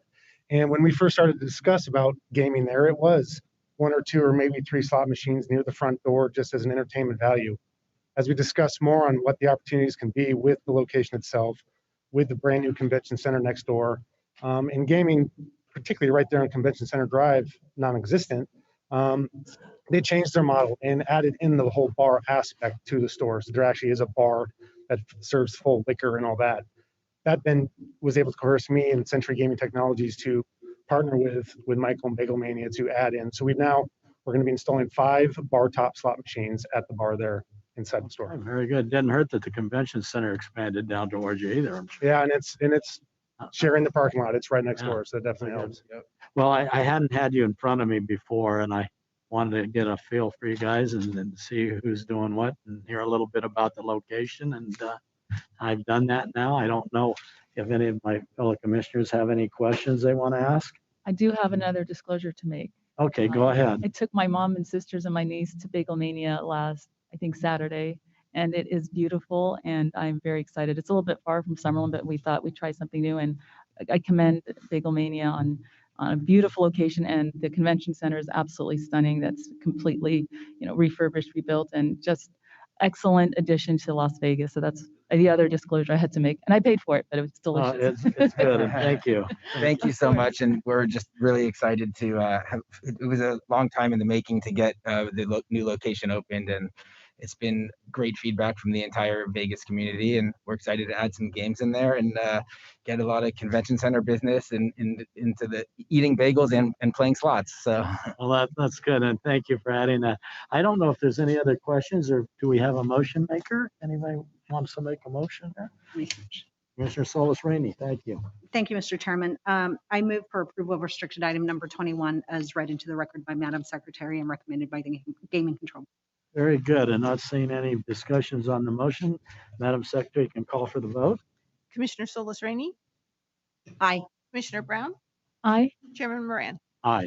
Very good. Passes, and congratulations. I hope to see you in your shop one day. Thank you very much. Appreciate it. Nice All right, meeting you. take care. Good luck. Thank you for coming down today. Okay. That takes care of the restricted. Yes, it does. All right, let's go then with the next item, I believe is regulations. That is correct. All right, very good. Do we have, I see Mr. DiGiorno's there. Good afternoon. Nick. Who would like to go first on this road? Chairman Moran. I need to read the item into the record. What's that? I need to read the item into the record. Okay. Oh, yeah. Deb, go ahead. Thank you. Next, for your consideration are proposed amendments to Nevada Gaming Commission Regulation 5.225 is noted on the agenda. We have received one regulation comment via email. It has been provided to the commissioners and is available on our website. In addition, a copy will also be attached to the commission disposition as part of the public record. Okay, thank you, Madam Secretary. Good afternoon. Good afternoon, Mr. Chair, members of the Commission, Madam Secretary. For the record, my name is Ed McGaugh. I'm with the Nevada Attorney General's Office here today on behalf of the Nevada Gaming Control Board. I just briefly wanted to speak first just to kind of give you an update on the board's position on this change. As you know, it was brought through a reg petition, so this is not the board's requested change, but rather from the industry. The board has worked with the petitioner and is in agreement with the change as it's written, have no suggested changes as well. A workshop was held yesterday, as you're aware. We received one public speaker other than the petitioner, and that was positive comments. And we did receive one written comment, which I believe Madam Secretary referred to, and that was also positive. The board believes that this is a appropriate change.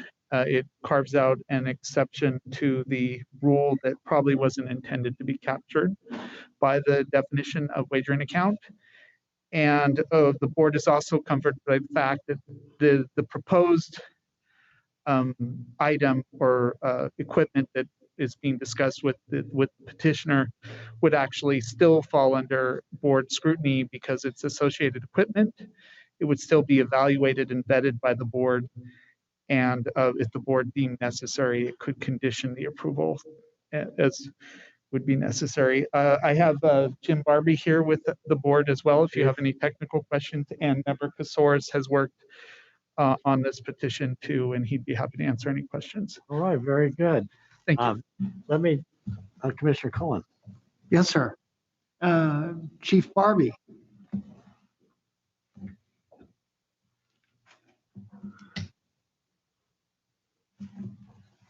And you and Member Katsouris could ping pong on this one, whoever might be more appropriate to answer these questions.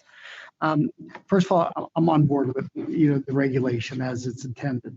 And I think, you know the way I, at least handle regulations, I look for unintended consequences of the regulation. So my first question goes to, is there anything in this regulation of the draft dated April 27, 2021, that in any way could affect internet gaming? As that is going to move through the, the processes over the next, next certain time period. Good afternoon, Commission. I'm Jim Barbie with the Gaming Control Board for the record. Commissioner Cohen, if internet gaming were an airplane, this change in the regulation is adjusting the mirrors in our car. They are completely not related. Very good. Okay, my next question, again, unintended consequence. I'm sensitive to the issues whenever you have ticket in, ticket out, and then creating a wallet, which again, I think is good for the industry, and I appreciate the industry came forward. Will this have any adverse effect, on problem gamblers or, or anti-money laundering? I believe that given that we regulate this as gaming associated equipment, we have the ability to impose standards on that associated equipment that would address any potential problem gaming concerns. For example, if this product were to implement a feature or functionality that had responsible gaming implications, we could apply the either regulations or technical standards that currently exist to mitigate those concerns to this particular product. Very good. And Member Katsouris, I certainly would expect you to share those statements. Certainly, yeah. I'd just like to add to that and more directly say, in my estimation, no, there's not a concern there. What you have here is a product that similarly, it almost looks like a wagering account, but it's not in any way. There are no deposit of funds, for instance. You're purchasing tickets still, essentially. So the guardrails that we have already in 5225, as Chief Barbie is saying, we can apply those as part of our associated equipment approval. So stated another way, they're going to then ask for an associated equipment approval. We'll then look at it and say, what conditions should we apply to this? And the ones that we already have in regulation right now, we can then apply to that as well if we had that concern. That answered my questions. Thank you very much. Thank you. Thank you. All right. Thank you, Commissioner. Any other commissioners? Okay, everybody's comfortable. I guess we have an attorney present, right? Did you want to come up, Mr. Giorgiano? Good afternoon. Good afternoon, Chairman Moran, Commissioners, Madam Secretary. For the record, Greg Giordano, the law firm McDonald Carano. I'm appearing here today on behalf of our client, Global Payments Gaming Services, Inc., a cash access and wagering service provider registered with the board. We're here, of course, in support of these proposed amendments to Commission Regulation 5.225 subsection 1D. With me here today to my right is our client's president, Chris Justice. Again, very quickly, the purpose of these proposed amendments is to accommodate some new technology by clarifying that the term wagering account, as currently defined in Regulation 5.225 subsection 1D, does not include certain associated equipment, apps, kiosk operations, and electronic ledgers used in connection therewith that solely record and track wagering vouchers whose validity and value are determined, monitored, and retained by a gaming licensee's cashless wagering system and or communicate with a licensee's cashless wagering system to facilitate a patron's use and redemption of stored and tracked wagering vouchers, commonly known as TITO tickets. We request that the Commission act favorably on the recommendation of the Board that the Commission adopt these proposed regulation amendments as set forth in the draft dated April 27, 2021. And we'd be happy to answer any questions that the Commissioners may have of us. Okay, thank you very much. Does anyone have any questions for the council? Not seeing any. Okay, I guess that's easy. Do we have a motion? Thank you. Yes, Mr. Chairman. And thank you, Mr. Giordano, for your presentation. I would move to accept the proposed amendments to Regulation 5.225 as set forth in the draft dated April 27, 2021, to be effective upon adoption by the Nevada Gaming Commission. Right, very good. We have a motion. Do we have any discussion on the motion? Not seeing any. I'd ask Madam Secretary to call for the vote. Commissioner Cohen, I believe that we had a draft dated May 24th of 2021. Is that correct? Or is the April date correct? The one in our materials, April? that was April. My apologies, Ed. Sorry. For the record, again, I'm Ed McGough with the Attorney General's Office. I have a draft dated April 27th, 2021. Thank you. All right, very good. Thank you very much okay, the motion stands as stated. Thank you. Thank you. Commissioner Cohen, Aye. Commissioner Solus Rainey, Aye. Commissioner Brown, Aye. Chairman Moran. Aye. All right, very good. I wanted to compliment council on both sides. Mr. Giordano, it was good that we have a system that allows you to file petitions like that are very meaningful. I remember when that system was developed and I wondered how that was going to work out, but it seems to be working out really good. It gives us a vehicle for you to get in front of us with suggestions, and it's always good to have Mr. McGaugh involved in the mix on these regulations, and he does a great job for us, and we appreciate that. It's good when a plan comes together. So thank you very much, and good luck going forward with this. Thank you very much. Thank you. All right. Well, that brings us up to Madam Secretary. Where are we? We are at your gaming employee registration appeal. You have one gaming employee registration appeal for your consideration pursuant to NRS 463.335. That item is Ginny Fesser. We did receive a request to have this item continued to a future commission agenda. Right, and we had that said, and I believe we had a discussion that we would continue this as a professional courtesy to council for this individual, Ms. Fesser. He requested a continuance, and we can continue this and put it on the next agenda. We will do so. Pardon me? We will do so. All right, very good. And now that brings you to your administrative reports. Administrative reports and then public comment. Chairman, Tropicana Avenue Car Wash 1 it was supposed to be on the agenda. What was that? What was that on? Tropicana Avenue Car Wash 1 LLC. I think that was a consent item. Yeah, restricted number 12 was on consent. No appearances were required. That item was approved. Yeah. Thank you very much. Yeah, you're on the consent. Thank you. Thank you. I'm sorry that you got miscommunicated. It's good to see you. You were going to appear one way or the other. All right. You have a good day. All right, then let's go to administrative reports. I guess the board goes first, Mr. Casares. Chair Moran, yes, thank you. So we will have a one-day meeting on September 8th We have 7 non-restricted items, 14 restricted items, and a couple of regulation amendments going forward on that day. Thank you, Member Casares. Okay, on our agenda for public not public comment, but administratively, I just wanted to let everybody know I had a meeting. I think 60 days ago, I requested a meeting with the governor, and he granted my meeting. And I came over to talk to him because I made up my mind that it's really time for me to move on. And there's other business opportunities and things out there that I want to pursue. And I think I'm awful close to being the longest serving commissioner.